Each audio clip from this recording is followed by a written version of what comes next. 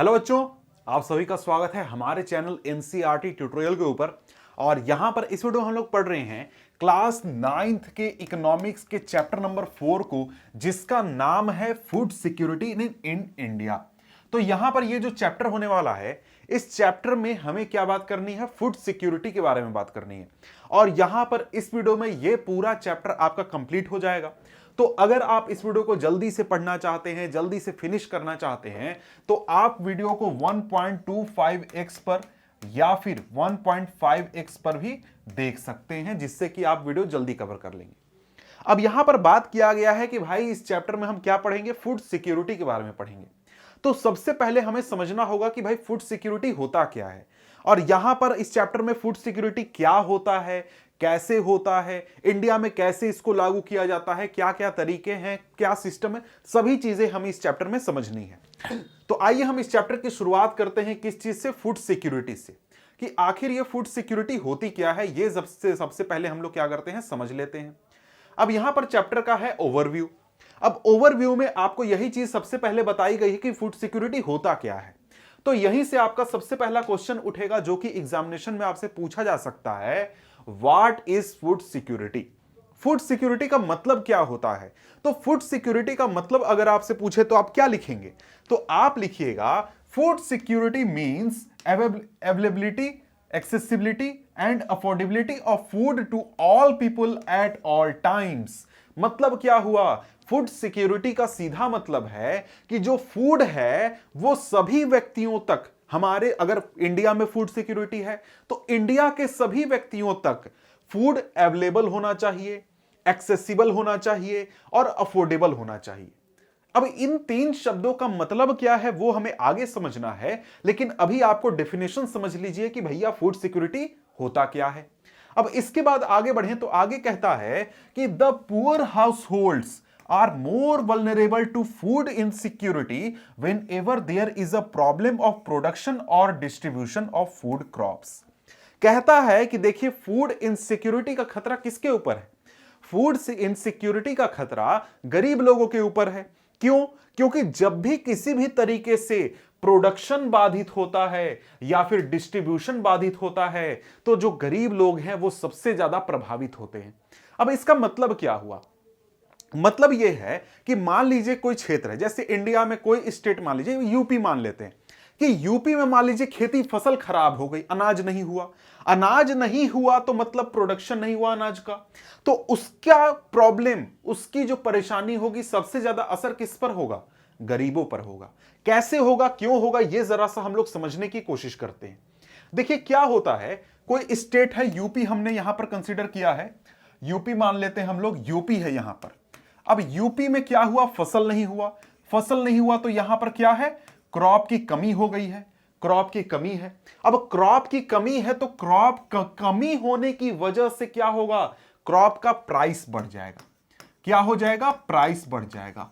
Crop का price बढ़ गया। अब क्रॉप का प्राइस बढ़ गया तो भाई प्राइस ज्यादा है, कीमत ज्यादा है, तो अमीर तो ज्यादा कीमत देके खरीद सकते हैं, लेकिन गरीब लोग नहीं खरीद सकते हैं। तो असर किसके ऊपर पड़ा, प्राइस की वजह से गरीबों के ऊपर पड़ा, यानी जो पुअर लोग हैं वो सबसे ज्यादा प्रभावित हुए।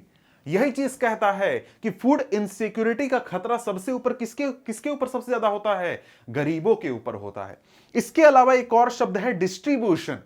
अब यहां पर एक चीज आपको समझनी होगी कि कहीं पर अगर फूड क्रॉप्स उगाए जा रहे हैं, अनाज उगाए जा रहे हैं, तो केवल खेतों में उगा देने से गरीबों का पेट नहीं भरता है, किसी भी व्यक्ति का पेट नहीं भरता है। आपको अनाज को खेतों में से निकालकर उसको शहर के, गांव के, पूरे देश के हर व्यक्ति तक पहुंचाना होता है, तब जाकर वो व्यक्ति उसको खरीद पाता है, ले पाता है और अपना पेट भरने पाता है।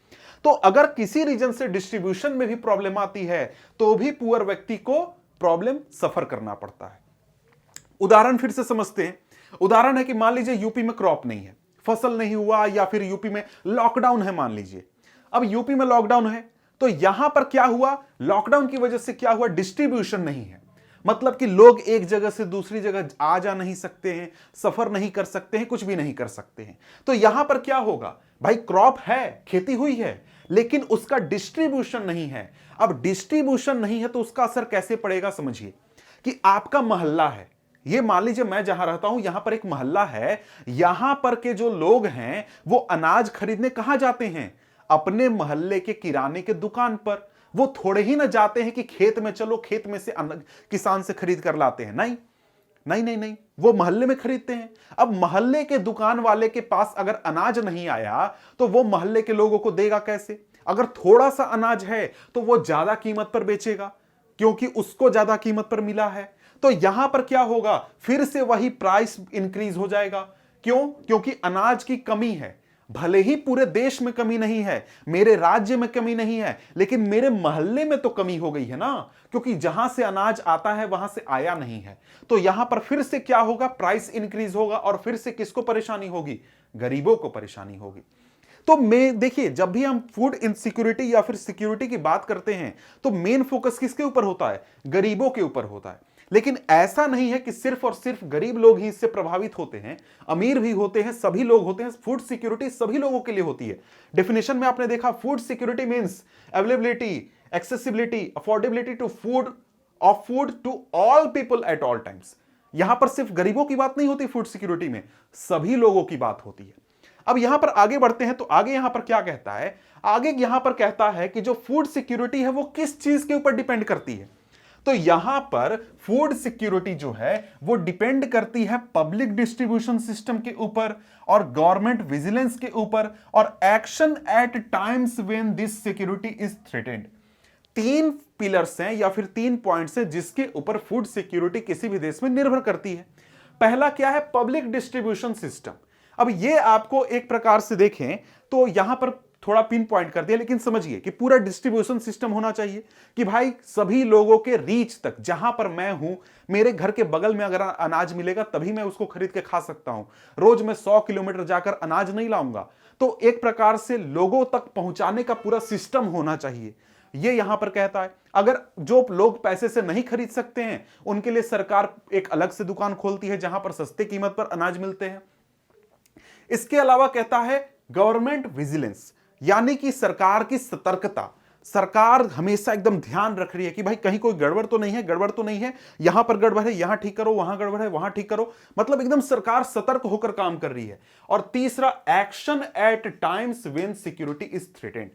मतलब कि जब भी कभी भी ऐसा लगे कि भाई फूड सिक्योरिटी को प्रॉब्लम है तो वहां पे सरकार कुछ कदम उठाए। अब उदाहरण, सबसे अच्छा उदाहरण क्या है, वो है लॉकडाउन। आपने भी लॉकडाउन देखा है। लॉकडाउन अब अभी तो मान लीजिए नहीं है, कुछ महीने पहले तक, कुछ साल पहले तक था हमारे देश में, आपने हमने सभी ने देखा है।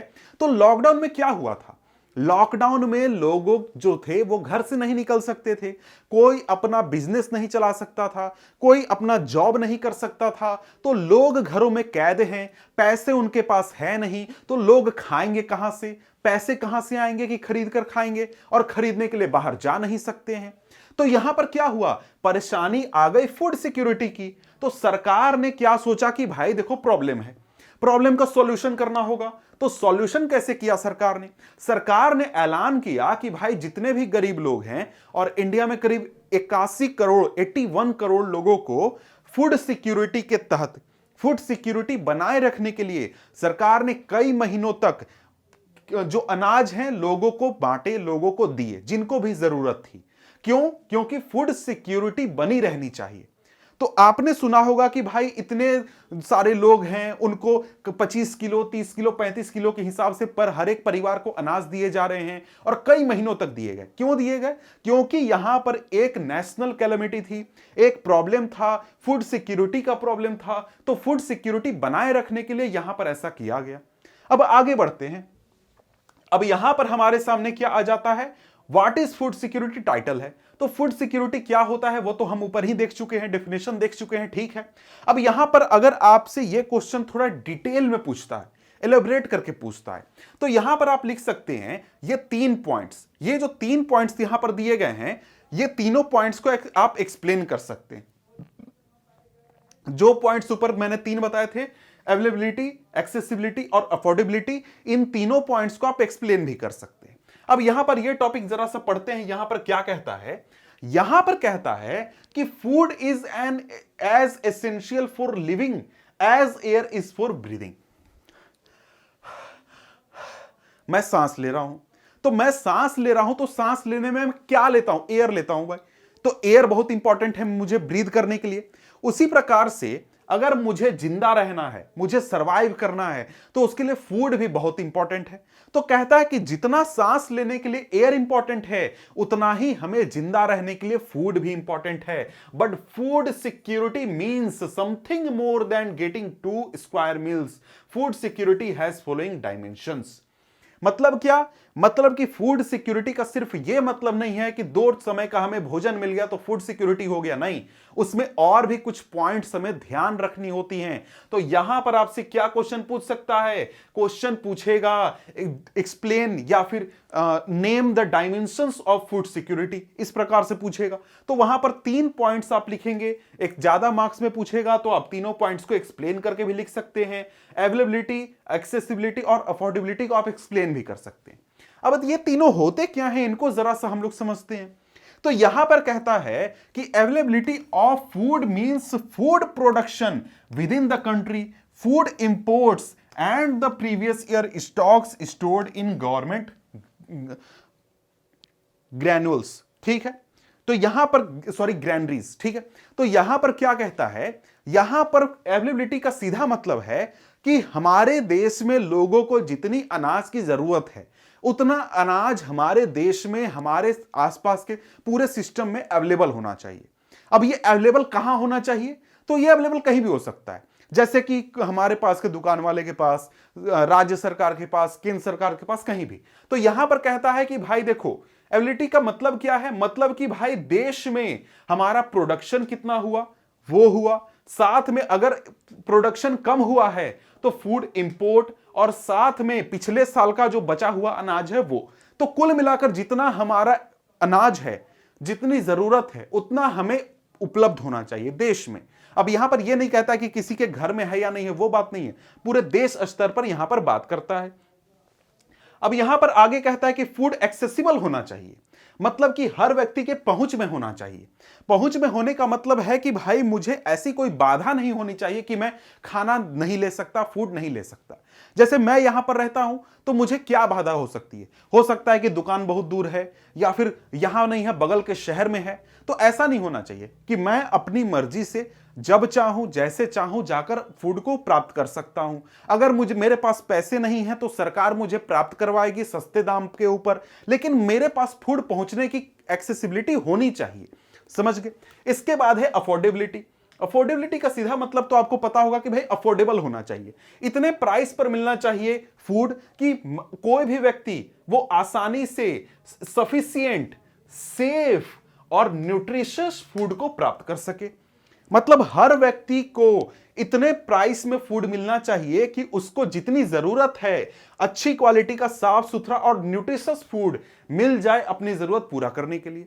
अब यहां पर इसको उदाहरण है कि देखिए, हमारे समाज में, हमारे देश में बहुत सारे लोग गरीब हैं, उनके पास बहुत ज्यादा पैसा नहीं है, तो सरकार उनको अच्छी क्वालिटी का सफिशिएंट मात्रा में और न्यूट्रिशियस फूड देने के लिए क्या करती है, सरकार उनके लिए बहुत सारे स्कीम चलाती है, जहां पर उनको 40 रुपए वाला चावल 2 रुपए 3 रुपए में दिया जाता है, ताकि उनको यह चीज प्रोवाइड किया जा सके, अफोर्डेबिलिटी प्रोवाइड की जा सके फूड की। अब यहां पर इसके बाद आगे बढ़ें तो आगे यहां पर क्या कहता है, आगे कहता है कि दस food security is insured in a country only if enough food is available for all the persons. मतलब देश में इनफ फूड अवेलेबल होना चाहिए, सभी लोगों के लिए अवेलेबल होना चाहिए।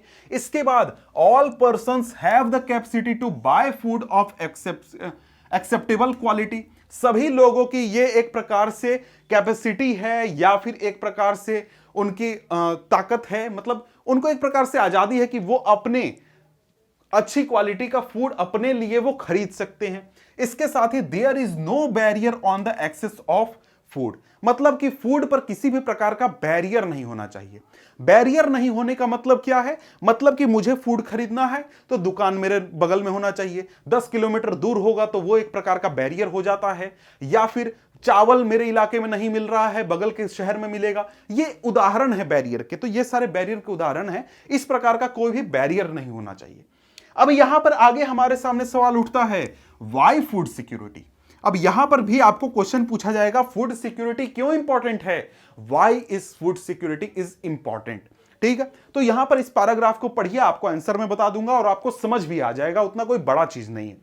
अब यहां पर आगे बढ़ते हैं, तो आगे हमारे सामने क्या कहता है? यहां पर कहता है कि the poorest section of the society might be food insecure most of the times, while persons above the poverty line might also be food insecure when the country faces natural या फिर national calamity। मतलब यहां पर कहता है कि देखिए, food security का सिर्फ यह मतलब नहीं है कि गरीबों के लिए हमें अच्छी मात्रा में भोजन देना है। नहीं नहीं नहीं नहीं, यहां पर बात देश के हर एक नागरिक की होती है। क्यों भाई? क्योंकि देश में जो गरीब लोग हैं उनके सामने तो सालों भर परेशानी है कि भाई उनको सफिशिएंट फूड नहीं मिलेगा। लेकिन जो अमीर लोग हैं, अमीर कहने का मतलब बहुत अमीर की बात नहीं कर रहा हूं, जो लोग अपना खर्चा खुद से चला सकते हैं, अपने फूड को खरीद सकते हैं, उनके पास उतना पैसा है, उनकी बात मैं कर रहा हूं कि जो अमीर लोग हैं वो तो नॉर्मल दिनों में फूड खरीद लेते हैं, खा लेते हैं, अपनी जरूरत पूरी कर लेते हैं। लेकिन जब भी देश में कोई नेशनल कैलेमिटी आ जाती है, कोई भी नेशनल प्रॉब्लम हो जाता है, उस समय में जो पॉवर्टी लाइन के ऊपर रहने वाले लोग हैं, यानी जो एक प्रकार से अच्छा जिंदगी जीने वाले लोग हैं, वो भी एक प्रकार से क्या हो जाते हैं? फूड इनसिक्योर हो जाते हैं। समझ गए? यहां पर नेशनल कैलामिटी या फिर नेशनल डिजास्टर का कुछ उदाहरण दिया गया है, जैसे कि कहीं पर मान लीजिए अर्थक्वेक आ गया, भूकंप आ गया, या फिर किसी भी इलाके में ड्राउट आ गया, सूखा हो गया, बाढ़ आ गया, सुनामी आ गया, या फिर वाइड स्प्रेड फेलियर हो गया क्रॉप का, जिसकी वजह से फेमीन आ गया। तो ये सारे उदाहरण हैं कि इन सारे सिचुएशन में क्या हो सकता है कि भाई जो फूड इनसिक्योर सोसाइटी का हिस्सा है वो तो है, मतलब जो गरीब हिस्सा है वो तो फूड इनसिक्योर है, लेकिन जो आपके सक्षम लोग हैं, अमीर लोग हैं, वो भी फूड इनसिक्योर हो जाते हैं इन सारे सिचुएशन में। अब यहां पर आपको आगे समझना है कि किस प्रकार से कैलेमिटी के दौरान फूड सिक्योरिटी अफेक्ट होती है। टॉपिक क्या है? How is food security affected during a calamity. ठीक है, यह भी एक प्रकार का क्वेश्चन है, यह भी पूछ सकता है। तो यहां पर आपको एग्जाम्पल देकर समझाया गया है। तो आगे बढ़ते हैं, आगे यहां पर क्या कहता है? आगे कहता है कि due to a natural calamity से ड्राउट, मान लीजिए भी किसी भी इलाके में ड्राउट आ गया, सूखा हो गया। अब यहां पर देखिए दो शब्द हैं जो कि एक जैसे लगते हैं, पहला है ड्राउट और दूसरा है फेमीन। तो इन दोनों में फर्क क्या है ये आपको समझ लेना है। ड्राउट का मतलब होता है कि किसी भी इलाके में बारिश की कमी, अगर बारिश कई सालों तक, कई महीनों तक, मतलब बहुत लंबे समय तक अगर बारिश ना हो तो वो क्या होगा? ड्राउट होगा, उसको हम सूखा कहेंगे।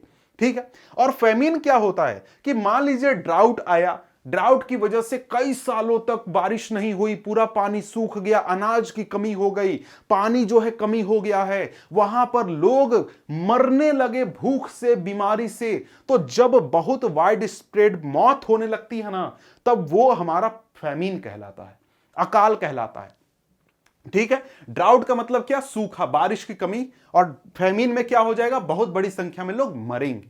ठीक है, अब समझते हैं, आगे बढ़ते हैं। तो कहता है कि मान लीजिए कि कोई नेचुरल कैलेमिटी आया। कौन सा कैलेमिटी? मान लीजिए सूखा आ गया है। अब सूखा आ गया है, सूखा होने की वजह से क्या होगा? फूड का प्रोडक्शन कम हो जाएगा, फूड ग्रेन्स जो है उनका प्रोडक्शन कम हो जाएगा। तो पहले जितने अनाज उगते थे उसकी कंपैरिजन में बहुत कम अब अनाज उगेंगे। ठीक है, उसकी वजह से क्या होगा? शॉर्टेज हो जाएगा फूड का, अनाज का शॉर्टेज हो जाएगा मार्केट में।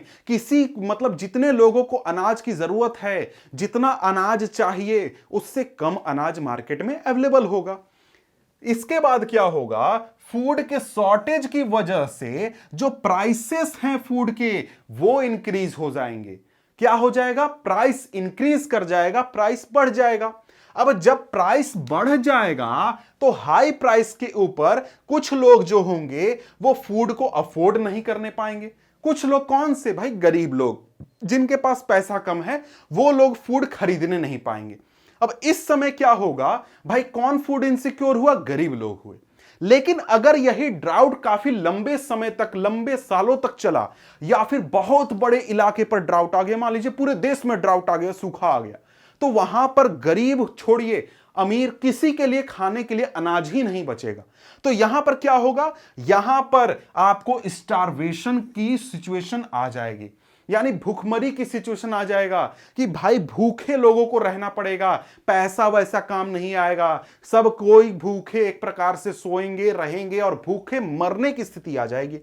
अब यहां पर अगर स्टारवेशन बहुत बड़े स्तर पर हो जाती है, बहुत बड़ी संख्या में लोग जो हैं वो कमजोर हो जाते हैं, उनको खाना नहीं मिलता है, कहीं भी अनाज नहीं है, तो क्या होगा, वो एक फैमीन का रूप ले लेगा। फैमीन में क्या होता है भाई, फैमीन में आपको बहुत लंबे समय तक फूड की कमी हो जाती है। फूड की कमी के साथ साथ वहां पर लोग मरते भी हैं, बड़ी संख्या में लोग मरते हैं। मरने का कारण कई हो सकते हैं, जैसे एक तो पहला भूख की कमी से लोग मरते हैं, दूसरा वहां पर पानी की कमी हो जाती है, तो गंदा पानी पीने से भी लोग बीमारियों से मर जाते हैं। तीसरा, शरीर कमजोर हो जाता है, तो शरीर कमजोर होने की वजह से वहां पर कई लोग जो होते हैं उनको बीमारी से लड़ने की जो शरीर की क्षमता होती है वो भी कम हो जाता है, और दूसरे किसी बीमारी लगने से भी लोग मर जाते हैं। तो कई प्रकार के कारण होते हैं जिनमें फैमीन में लोग मारे जाते हैं। आगे यहां पर कहता है कि a famine is characterised by widespread death due to starvation. भूख के वजह से, भूखमरी की वजह से बहुत बड़ी संख्या में लोग मरते हैं फैमीन के दौरान। इसके अलावा अगर हम लोग बात करें तो इसके अलावा एपिडेमिक्स भी उसमें होता है। और एपिडेमिक क्यों होता है? क्योंकि वहां पर गंदा पानी अवेलेबल होता है। जब सूखा किसी इलाके में आएगा ना, तो वहां पर पानी भी सूख जाता है। जो भी पानी अवेलेबल होता है वो गंदा होता है, और उस पानी को पीने से वहां पर लोगों को बीमारियां होती हैं और लोग मरते हैं। इसके बाद कहता है कि लोग जो होते हैं मजबूरी में डिकेइंग फूड भी खाते हैं, खराब खाना भी खाते हैं, उसकी वजह से भी लोगों को बीमारी होती है। इसके बाद शरीर को अच्छा न्यूट्रिशन नहीं मिलने से शरीर कमजोर होता है, और कमजोर शरीर बीमारी से लड़ नहीं पाता, और बीमारी से भी लोग मारे जाते हैं। तो यहां पर फेमीन क्या होता है आप समझ गए। क्वेश्चन पूछेगा फेमीन क्या होता है, आप एक्सप्लेन कर देंगे। ड्राउट क्या होता है आप समझ गए। फेमीन के दौरान लोगों की मौत कैसे होती है, क्या क्या उसमें प्रॉब्लम होती है, ये भी आप समझ गए। ये सारी चीजें आप समझ गए। अब यहां पर पिछले पेज में मैंने एक पैराग्राफ या फिर एक जो इंफॉर्मेशन था वो मैंने छोड़ दिया था, ये वाला 1970s में फूड सिक्योरिटी क्या होता था, आगे क्या चेंजेस आए। ये मुझे उतना इंपॉर्टेंट नहीं लगा, लेकिन आप इसको एक बार पढ़ लीजिएगा, खुद से रीड कर लीजिएगा। मैं इसको छोड़कर आगे बढ़ता हूं, ठीक है। अब आगे एक छोटी सी जानकारी दी गई है कि भाई यहां पर जो फेमीन आता है उससे सबसे ज्यादा लोग कौन प्रभावित होते हैं। ये एक प्रकार से इस पारा से जुड़ा हुआ है, इस पारा से, तो इस पारा को हम जरा सा पहले पढ़ लेते हैं। तो यहां पर कहता है कि the most devastating famine that occurred in India was the famine of Bengal in 1943। 1943 में एक फेमीन आया था वेस्ट बंगाल में, मतलब आज वेस्ट बंगाल और बांग्लादेश दोनों मिलाकर बात हो रहा है। तो वहां पर क्या हुआ था, वहां पर करीब 30 लाख लोग मारे गए थे। कितने? 30 लाख लोग, 30 लाख लोग मारे गए थे स्टारवेशन की वजह से या फिर फेमीन में। और जैसा कि मैंने बताया और भी रीजन हो सकते हैं मरने के। तो समझिए कि कितने बड़ी संख्या में लोग मरे थे बंगाल में केवल। यहां पर इंडिया के दूसरे इलाके की बात नहीं हो रही है, सिर्फ बंगाल की बात हो रही है। अब यहां पर बात है आगे की, भाई do you know who were affected the most by the famine. यानी जब सूखा हुआ, फेमीन हुआ, तो सबसे ज्यादा संख्या में लोग कौन थे जो प्रभावित हुए। तो यहां पर कहता है कि द एग्रीकल्चरल लेबरर्स, यानी जो खेतों में मजदूरी का काम करते हैं वो लोग प्रभावित हुए। इसके बाद फिशरमैन, जो कि मछली पकड़ने का काम करते थे, वो भी प्रभावित हुए। ट्रांसपोर्ट वर्कर्स भी प्रभावित हुए, और इसी प्रकार के जो दूसरे कैजुअल लेबरर्स थे जो कि मजदूरी का काम करते थे वो प्रभावित हुए। और इन्हीं की सबसे ज्यादा संख्या थी जो कि फेमीन में मारी गई। समझ गए, यही सारे लोग थे जो सबसे ज्यादा मरे थे भुखमरी या फिर फेमीन के दौरान, बंगाल के फेमीन के दौरान, ठीक है। अब यहां पर एक रीजन बताया गया है कि भाई राइस के प्राइस इंक्रीज करने की वजह से या फिर राइस की कमी होने की वजह से यहां पर लोगों की मौत हुई थी। तो इसीलिए आपको यहां पर चार्ट दिया गया है कि भाई उसी के आसपास सालों में राइस कितना प्रोड्यूस हुआ था, कितना था राइस, ये आपको यहां पर दिखाया गया है। तो यहां पर इस चार्ट को देखिए, इस चार्ट को देखकर आपको कुछ क्वेश्चंस दिए गए हैं। अब क्वेश्चन यहां पर यही दिया गया है कि भाई कुछ लोग कहते हैं कि भाई राइस की कमी की वजह से ये सारे लोग मारे गए थे, ये फेमिन आया था। तो राइस का प्रोडक्शन यहां पर देखिए और बताइए कि क्या ये सही बात है। टोटल चार्ट यहां पर है कितना आपका अवेलेबल था, ठीक है। तो ये आपको खुद से आंसर करना है, खुद से समझना है इसको। और यहां पर कुछ तस्वीरें हैं जो आपको दिखाने के लिए कि भाई लोगों की क्या हालत हो जाती है। तो मैं तो यहां पर तस्वीर नहीं लगाया हूं, लेकिन अगर आप कभी इंटरनेट पर सर्च करेंगे तो आपको रियलिटी पता चलेगा कि भाई जब किसी भी इलाके में फेमिन आता है तो वहां पर लोगों की क्या हालत होती है। आप वैसे सर्च कीजिएगा मत, मतलब कभी आगे चलकर आपको दिख जाए तो ठीक है, तो आपको समझ में आएगा कि क्या होता है हालत। आगे है सजेस्टेड एक्टिविटी। एक्टिविटी आपको खुद से करना है। आगे हम बढ़ते हैं। आगे यहां पर क्या कहता है, आगे कहता है कि nothing like Bengal famine has happened in India again.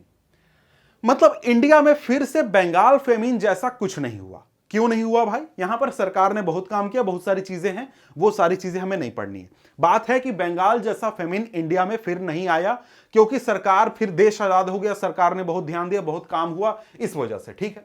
लेकिन यहां पर कहता है कि यह चीज भी हमें ध्यान रखनी चाहिए, हमें नोट करने पर अभी भी तकलीफ होता है। क्या नोट करने पर? कि आज भी इंडिया में कई इलाके ऐसे हैं जहां पर आपको स्टार्वेशन डेथ होता है। क्यों भाई स्टार्वेशन डेथ क्यों होता है? क्योंकि उस इलाके में फेमिन जैसा सिचुएशन आज भी होता है। इस वजह से लोग भूखमरी की वजह से मर जाते हैं। अब यहां पर कहता है कि natural calamities and pandemic may also lead to food shortage. यहां पर जब भी कोई आपको नेशनल कैलेमिटी आती है, नेचुरल कैलेमिटी आती है, या फिर आपको कोई पेंडेमिक आता है, तो उससे भी फूड शॉर्टेज हो सकता है। अब यहां पर आपको कोविड-19 का उदाहरण दिया गया है कि भाई कोविड-19 में क्या हुआ था। कोविड-19 एक प्रकार का पेंडेमिक था, पूरा देश लॉकडाउन था, पूरा देश बंद था, सभी लोग अपने घरों में बैठे हुए थे। इसकी वजह से क्या हुआ था, फूड सिक्योरिटी पर एक निगेटिव इंपैक्ट पड़ा था, और यहां पर लोगों के मूवमेंट पर रेस्ट्रिक्शन था, सामान के मूवमेंट पर रेस्ट्रिक्शन था। लोग एक जगह से दूसरी जगह नहीं जा सकते थे, सामान भी एक जगह से दूसरी जगह नहीं जा सकता था। तो इस वजह से क्या हुआ, लोगों का इनकम एक प्रकार से चला गया, लोगों का जॉब चला गया, इनकम चला गया।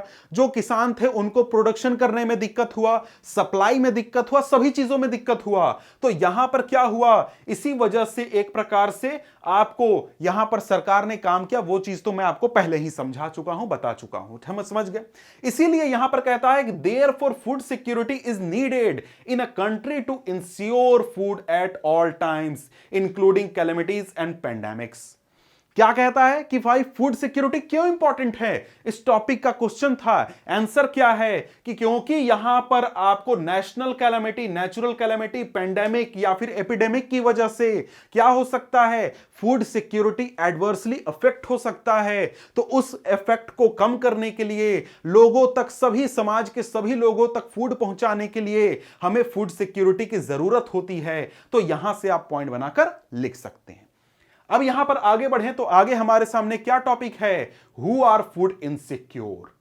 अब यहां पर हम लोग क्या बात कर रहे हैं, बात कर रहे हैं कि भाई सोसाइटी में कौन से वो लोग हैं जो कि फूड इनसिक्योर हैं। इस वीडियो को शुरू करने के बाद ही मैं बार बार बोल रहा हूं गरीब लोग, गरीब लोग, गरीब लोग। तो भाई गरीब कौन है, समाज के वो कौन से लोग हैं जो कि गरीब हैं, जिनको कि फूड इनसिक्योरिटी का सामना करना पड़ता है, ये यहां पर हम फोकस करने वाले हैं। तो यहां पर कहता है कि although a large section of people suffer from food and nutrition insecurity in India. मतलब कि इंडिया में बहुत सारे लोग हैं जो कि फूड इनसिक्योरिटी और साथ में आपको इस प्रकार के प्रॉब्लम से जूझते हैं, झेलते हैं इस चीज को। लेकिन यहां पर कहता है कि the worst affected groups are landless people with little or no land. अब बात है कि बहुत सारे गरीब हैं, बहुत बड़ी संख्या में गरीब लोग हैं, लेकिन उनमें से कुछ लोग ऐसे हैं जो कि बहुत ज्यादा इस चीज से प्रभावित हैं। तो वो लोग कौन हैं? तो सबसे पहले यहां पर कहता है, लैंडलेस पीपल। यानी वैसे लोग जिनके पास खुद की जमीन नहीं है, खुद की जमीन नहीं है खेती करने के लिए, और वो लोग क्या करते हैं, दूसरे के खेतों में काम करके पैसे कमाते हैं, तो ये लोग सबसे ज्यादा प्रभावित हैं। अब इसके बाद कहता है ट्रेडिशनल आर्टिसंस, यानी जो ट्रेडिशनल आर्टिस्ट वगैरह होते हैं, जो कि ट्रेडिशनल आर्ट बनाते हैं, काम करते हैं, वो लोग प्रभावित हैं। ट्रेडिशनल सर्विस प्रोवाइडर जो होते हैं वो लोग भी प्रभावित हैं। इसके अलावा पेटी सेल्फ एम्प्लॉयड वर्कर्स, यानी कि खुद से सेल्फ एम्प्लॉयड, जैसे कि आप शहरों में देखते होंगे कि रोड के किनारे कुछ लोग छोटे छोटे दुकान लगाकर सामान बेचते हैं, तो आपको क्या लगता है कि उनकी आमदनी कितनी होती है? थोड़ी मोड़ी हो जाती है, किसी प्रकार से वो अपना परिवार का पेट भरने भर कमा लेते हैं, उससे ज्यादा उनकी आमदनी नहीं होती, वो लोग भी बहुत प्रभावित होते हैं। उसी प्रकार के जो लोग जॉब वगैरह काम वगैरह करते हैं वो भी प्रभावित होते हैं। इसके अलावा जो आपके बेगर्स होते हैं, इस प्रकार के लोग भी बहुत ज्यादा प्रभावित होते हैं। तो ये कुछ सोशल ग्रुप बताए गए हैं जो कि एक प्रकार से फूड इनसिक्योरिटी का सामना बहुत ज्यादा करते हैं। समझ गए? आगे कहता है कि in the urban areas the food insecure families are those whose working members are generally employed in ill paid occupations। अगर हम शहरी बात करें तो शहरों में जो वैसे लोग होते हैं जो कि कम वेतन वाले काम करते हैं, वो लोग एक प्रकार से उनका परिवार जो होता है फूड इनसिक्योर होता है। अब यहां पर उसका रीजन क्या है? उसका रीजन है कि ये जो वर्कर्स होते हैं, इनकी जो सैलरी होती है वो इतनी कम होती है कि ये बस अपने परिवार को बस सरवाइव करने पाते हैं, परिवार का सिर्फ और सिर्फ पेट भरने पाते हैं, उससे ज्यादा कुछ नहीं करने पाते। इस वजह से इन सारे लोगों का जो परिवार होता है फूड इनसिक्योर होता है। मतलब कि अगर हम देखें तो आपके आसपास बहुत सारे लोग ऐसे मिल जाएंगे, जैसे कि कोई चाय का दुकान आप अगर देखे होंगे, चाय का ठेला जो लगता है, वहां पर उस चाय के ठेले पर भी एक वर्कर काम कर रहा होता है। वो जो वर्कर है उसकी सैलरी क्या 1 लाख रुपए महीने होती है क्या? जी नहीं, बिल्कुल नहीं। उसको 1000 से 2000 रुपए महीने का मिलता है और उसी पर वो सरवाइव करता है, उसी पर वो अपना पेट भरता है, अपने परिवार का पेट भरता है। तो क्या उसका परिवार ऐशो आराम से जी रहा है? जी नहीं, वो बस सरवाइव कर रहे हैं। तो वो लोग एक प्रकार से बहुत ज्यादा फूड इनसिक्योर हैं। समझ गए? अब यहां पर आगे हमारे सामने क्या है? टॉपिक है, टाइटल है स्टोरी ऑफ रामू। अब रामू एक व्यक्ति है जिसकी हमें कहानी यहां पर देखनी है, पढ़नी है। अब यहां पर इसकी कहानी में है क्या? अब इसके सोशल पूरा लाइफ को बताया गया है कि इसके परिवार में कौन है, इसका सोसाइटी में क्या एक तरीके से लाइफ है, कैसे ये परिवार चलाता है, ये सारी चीजें। रामू एक कैजुअल लेबरर है एग्रीकल्चर में, रायपुर विलेज में, मतलब रायपुर नाम के विलेज में ये रहता है। यहां पर ये मजदूरी का काम करता है। कहां पर? खेतों में मजदूरी का काम करता है। ठीक है। इसका जो सबसे बड़ा बेटा है उसका नाम है सोमू, जो कि 10 साल का है, और ये भी क्या करता है? काम करता है। कहां काम करता है? पाली के रूप में काम करता है। पाली कहने का मतलब कि भाई जो यहां का सरपंच है, सरपंच सतपाल सिंह, उसके जानवरों को चराता है, जानवरों का ख्याल रखता है, वो काम ये देखता है।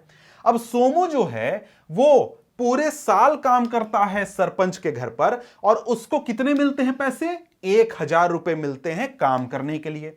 रामू जो है, मतलब सोमू का फादर रामू, रामू के 3 और बेटे हैं और 2 बेटियां हैं, और ये भी क्या करते हैं? ये अभी काम नहीं करते हैं क्योंकि ये अभी बहुत छोटे हैं।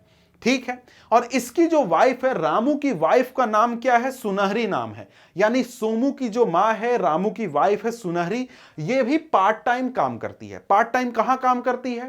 पार्ट टाइम ये एक हाउस क्लीनर के रूप में काम करती है। और हाउस क्लीनर में घर में काम नहीं करती, बल्कि जो यहां पर जो काव डंक है, यानी गाय वगैरह जो होती हैं, उनके गोबर वगैरह साफ करने का ये काम करती है। और ये जो काम करती है, इसको काम के बदले सैलरी नहीं दी जाती, और इसको काम के बदले क्या मिलता है?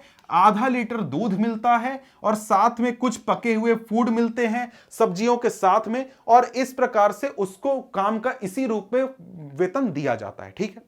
अब इसके अलावा वो क्या करती है? वो फील्ड में भी काम करती है जब वो एक प्रकार से सीजन होता है, जब मतलब आपको पता होगा कि कटाई बुआई का एक सीजन होता है खेती में, तो वहां पर ये जाती है, वहां पर अपने पति के साथ काम करती है, और वहां पर इसको कुछ एक्स्ट्रा इनकम हो जाता है, एक्स्ट्रा पैसे मिल जाते हैं। और यहां पर क्या होता है कि भाई एग्रीकल्चर में आपको पता है कि कुछ महीनों के लिए काम होता है, जैसे कि जब सीजन आएगा तब कटाई होगा, जब सीजन आएगा तब बुआई होगा, उस समय में इन लोगों को काम मिलता है। और जब ये सीजन नहीं होता है तब जो सोमू होता है, वो रामू होता है, रामू जो है वो एक प्रकार से क्या करता है? घर बैठता है, वो बेरोजगार हो जाता है। मतलब क्या, वो 4 महीने के लिए उसके पास कोई काम नहीं होता, वो घर पर बैठा हुआ रहता है। ठीक है, अब यहां पर ये इस समय में क्या करता है, इस समय में जाकर दूसरे काम खोजता है कि भाई हमको खेती में काम नहीं मिल रहा है, चलो क्या करते हैं, कहीं पर मजदूरी कर लेते हैं, कहीं पर कुछ और काम कर लेते हैं ताकि मुझे पैसे मिल जाएं और मैं अपना घर चला सकूं। समझ गए? तो कई बार ये जाकर घर बनाने में मजदूरी करता है, कुछ और करता है, उससे थोड़े मोड़े पैसे कमा लेता है। लेकिन यहां पर जब रामू के पास कोई काम नहीं होता, मतलब कि उसको खेतों में भी काम नहीं मिलता और कहीं और काम नहीं मिलता, उस समय में रामू का जो पूरा परिवार है उसको बहुत तकलीफ झेलना पड़ता है। इस समय में रामू का परिवार आपको 4 महीनों के लिए क्या हो जाता है, फूड इनसिक्योर हो जाता है। अब यहां पर इस समय में बहुत इसके परिवार को तकलीफ देखनी पड़ती है, जैसे उसके जो छोटे छोटे बच्चे हैं इनको खाने के बिना सोना पड़ता है, भोजन नहीं मिलता है और बिना भोजन के सोना पड़ता है। अब यहां पर बात है कि दूध और वेजिटेबल जो हैं वो रेगुलर फूड आइटम नहीं है, मतलब कि जो सुनहरी है रामू की वाइफ उसको डेली ये चीजें नहीं मिलती, बच्चे डेली ये चीजें नहीं खा पाते हैं और रामू जो है वो फूड इनसिक्योर है 4 महीनों के लिए जब उसके पास काम नहीं होता है। तो रामू की कहानी आपने समझी कि रामू की कहानी में क्या हुआ। रामू जो है वो एग्रीकल्चरल वर्क करता है, लेकिन उसको कई महीनों के लिए काम नहीं मिलता और जब मिलता भी है तो पैसे थोड़े से मिलते हैं, तो वो अपने परिवार का किसी ना किसी तरीके से ख्याल रखने पाता है। अब यहां पर लेट्स डिस्कस में आपको कुछ क्वेश्चन दिए गए हैं, जैसे why is agriculture a seasonal activity, इस प्रकार से why is Ramu unemployed for about 4 month in a year. तो ये सारी चीजें जो है रामू की कहानी से जुड़े हुए हैं, आप इसको खुद से सॉल्व करें, खुद से समझें। तो हम आगे बढ़ते हैं। आगे हमारे सामने क्या है, स्टोरी ऑफ अहमद है, यानी अहमद की कहानी अब हमें क्या करनी है, पढ़नी है, समझनी है। अहमद की बात करें तो अहमद जो है वो रिक्शा चलाने का काम करता है बेंगलोर में, और ये यहां पर आया है झुमरी तलैया से। मतलब इसका परिवार पहले झुमरी तलैया में रहता था, अब ये पहुंच गए हैं बेंगलोर पूरे परिवार के साथ, और यहां पर जो अहमद है वो रिक्शा चलाने का काम करता है। और यहां पर झुमरी तलैया से अहमद का पूरा परिवार आया है। अब परिवार में अहमद के अलावा कौन है भाई, तो अहमद के अलावा 3 भाई हैं, 2 बहनें हैं और 2 माता पिता है, मतलब माता पिता 2 लोग हो गए। ठीक है, तो इस प्रकार से इसका पूरा परिवार बेंगलोर में ही रहता है। और यहां पर यह रहता कहां है, एक झुग्गी में रहता है। अब झुग्गी क्या होता है आपको पता होगा, मतलब कि भाई शहरों में आपने देखा होगा, अगर आप शहर गए होंगे, शहर में रहते होंगे, तो आपने देखा होगा कि भाई जो लोग होते हैं, जो गरीब लोग होते हैं, वो एकदम टाटी का, लकड़ी का या फिर खपड़े का छोटा छोटा घर बनाकर रहते हैं। आपको फिल्मों में या फिर सभी जगहों पर दिख जाएगा, अगर आपने नहीं देखा है, मुझे लगता है कि आपने देखा होगा कि झुग्गी क्या होता है। तो झुग्गी में इसका पूरा परिवार रहता है अहमद का। अब यहां पर जो अहमद का पूरा परिवार है, पूरे परिवार का ख्याल रखना, पूरे परिवार को एक प्रकार से चलाने की जो जिम्मेदारी है वो अहमद के कंधे के ऊपर है। मतलब कि अहमद की कमाई से ही पूरे परिवार का खर्चा चलता है, परिवार में और कोई भी कुछ भी नहीं कमा पाता है। ठीक है, अब यहां पर इसकी कमाई होती है रिक्शा चलाने से, लेकिन यहां पर जो रिक्शा चलाना है वो तो एक सिक्योर्ड एम्प्लॉयमेंट है नहीं। मतलब ऐसा थोड़ी है कि रिक्शा चलाने में मंथली वेतन मिलता है, जी नहीं। कभी कुछ पैसे मिल गए, कभी कोई काम नहीं मिला, कभी ज्यादा मिल गया, कभी कम मिल गया, इस प्रकार की इसको परेशानी होती है। कभी कभी इसको ज्यादा इनकम हो जाता है तो सारे खर्चे परिवार के चला के और इसको पैसे बच भी जाते हैं। कभी कभार थोड़ा मोड़ा इनकम होता है तो घर के खर्चे चलाना भी मुश्किल हो जाता है। तो इस प्रकार से इसकी कहानी है। और यहां पर जो अहमद है उसके पास एक पीडीएस कार्ड है। पीडीएस कार्ड क्या होता है, जो गरीब लोग होते हैं उनको सरकार एक कार्ड देती है जिससे कि वो क्या कर सकते हैं, अनाज वगैरह खरीद सकते हैं सस्ते दामों पर, सस्ते कीमत पर। तो यहां पर इस अहमद के पास भी पीडीएस कार्ड है जिससे कि ये सफिशिएंट अमाउंट में फूड आइटम्स खरीद सकता है और अपने परिवार का गुजारा कर सकता है, चला सकता है। अब यहां पर ये इसको काफी सस्ते दामों पर यहां पर फूड आइटम्स मिल जाते हैं जिससे इसको काफी मदद हो जाती है परिवार चलाने में, सारी चीजें करने में। ठीक है, अब यहां पर आगे बढ़ते हैं। तो आगे हमारे सामने क्या है, आगे हमारे सामने अब सॉरी नीचे भी है क्या कुछ, ओ हां थोड़ा सा है, थोड़ा सा क्या है यहां पर देखें, यहां पर लेट्स डिस्कस है, लेट्स डिस्कस है। ठीक है, कोई बात नहीं, लेट्स डिस्कस में क्वेश्चन है जो कि अहमद की कहानी से जुड़े हुए हैं, आप इनको खुद से कर लें। अब इसके बाद हम लोग आगे बढ़ते हैं। तो आगे हमारे सामने क्या है, आगे एक सेकेंड, यहां से। तो यहां पर आगे कहता है the social composition along with the inability to buy food also plays a role in food insecurity. अब यहां पर कहता है कि देखिए, एक तो हमने देखी गरीबी, कि भाई गरीबी में लोग क्या होता है, लोगों के पास पैसा नहीं होता, इस वजह से वो खाना नहीं खरीद पाते और इस वजह से वो फूड इनसिक्योर होते हैं।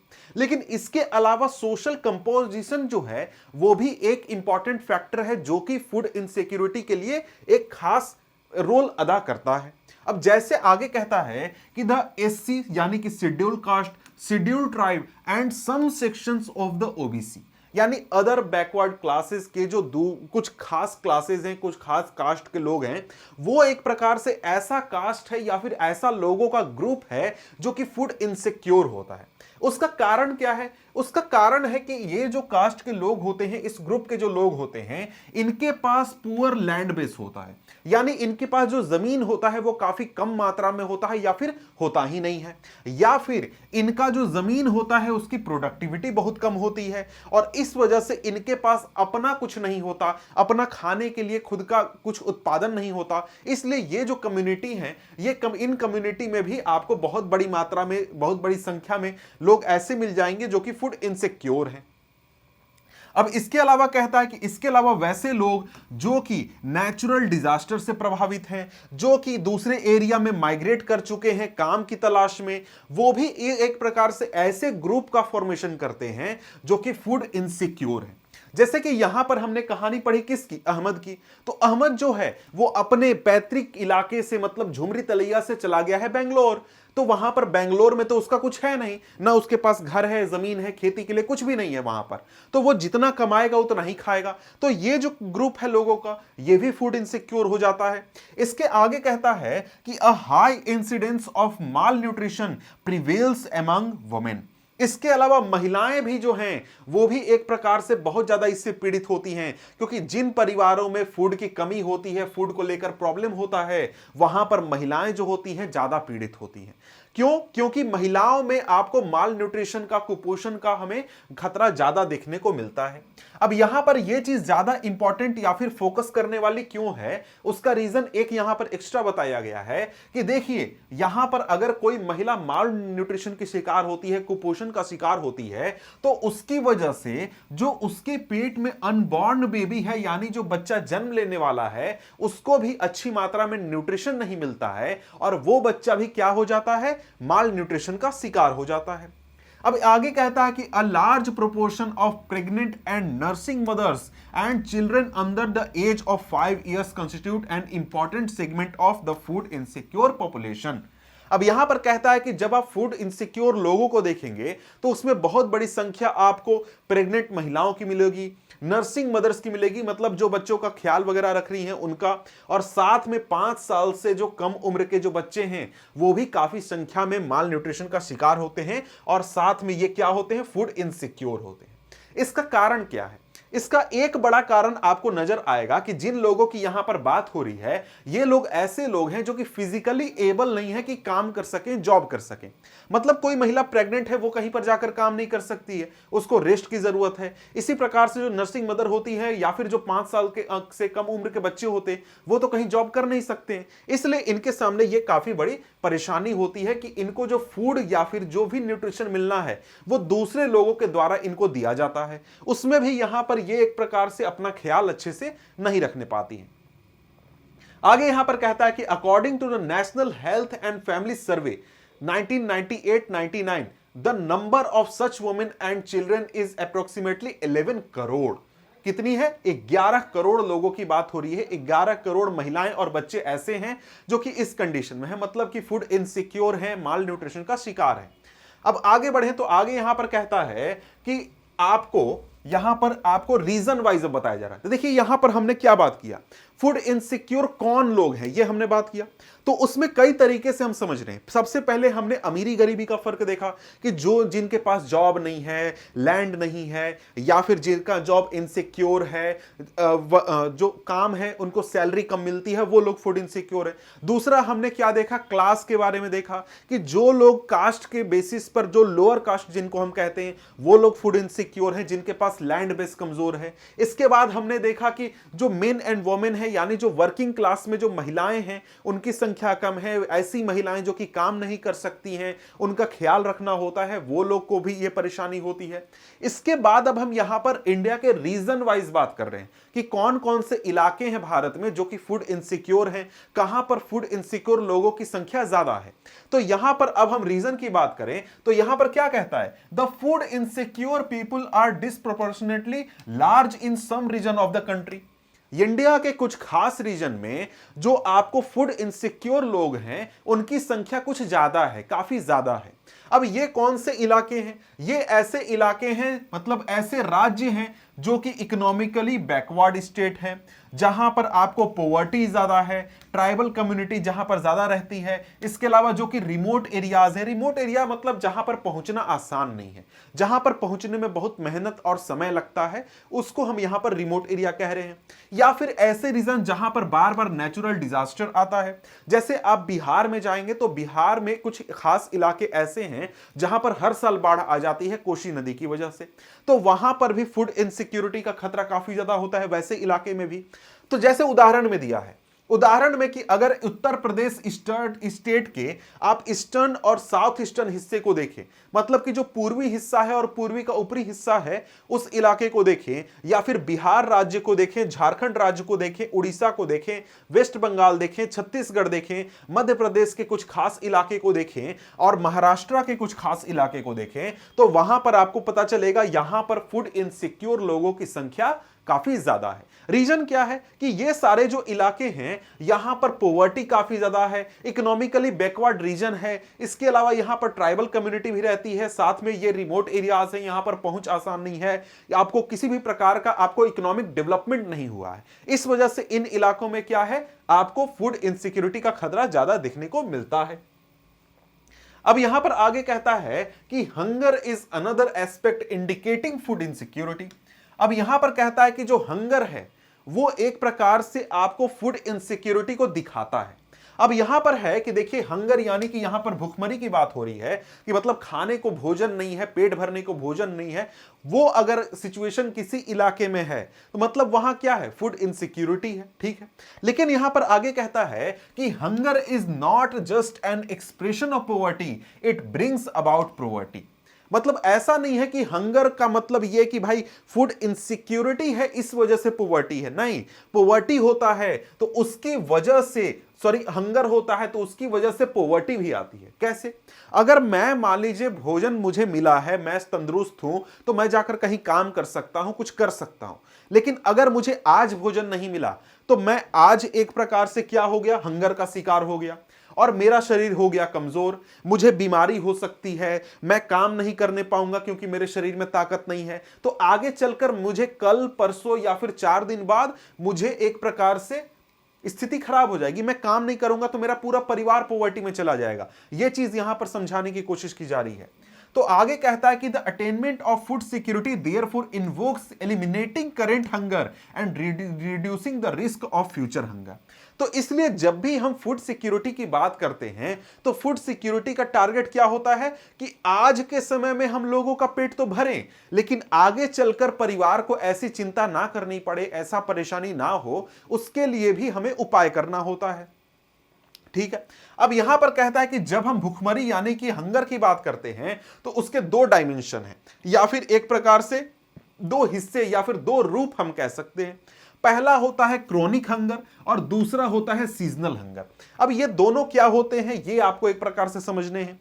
तो यहां पर क्वेश्चन आपका सिंपल यही बनता है कि what are the dimensions of, यही name the 2 dimensions of hunger. तो आप यहां पर क्रॉनिक हंगर और सीजनल हंगर बता देंगे। अगर आपसे डिटेल में पूछेगा तो आपको दोनों को डिटेल में बताना होगा, या फिर अलग अलग पूछेगा what is chronic hunger, what do you mean by seasonal hunger, तो आप उसको भी एक्सप्लेन कर सकते हैं, मैं यहां पर समझा रहा हूं।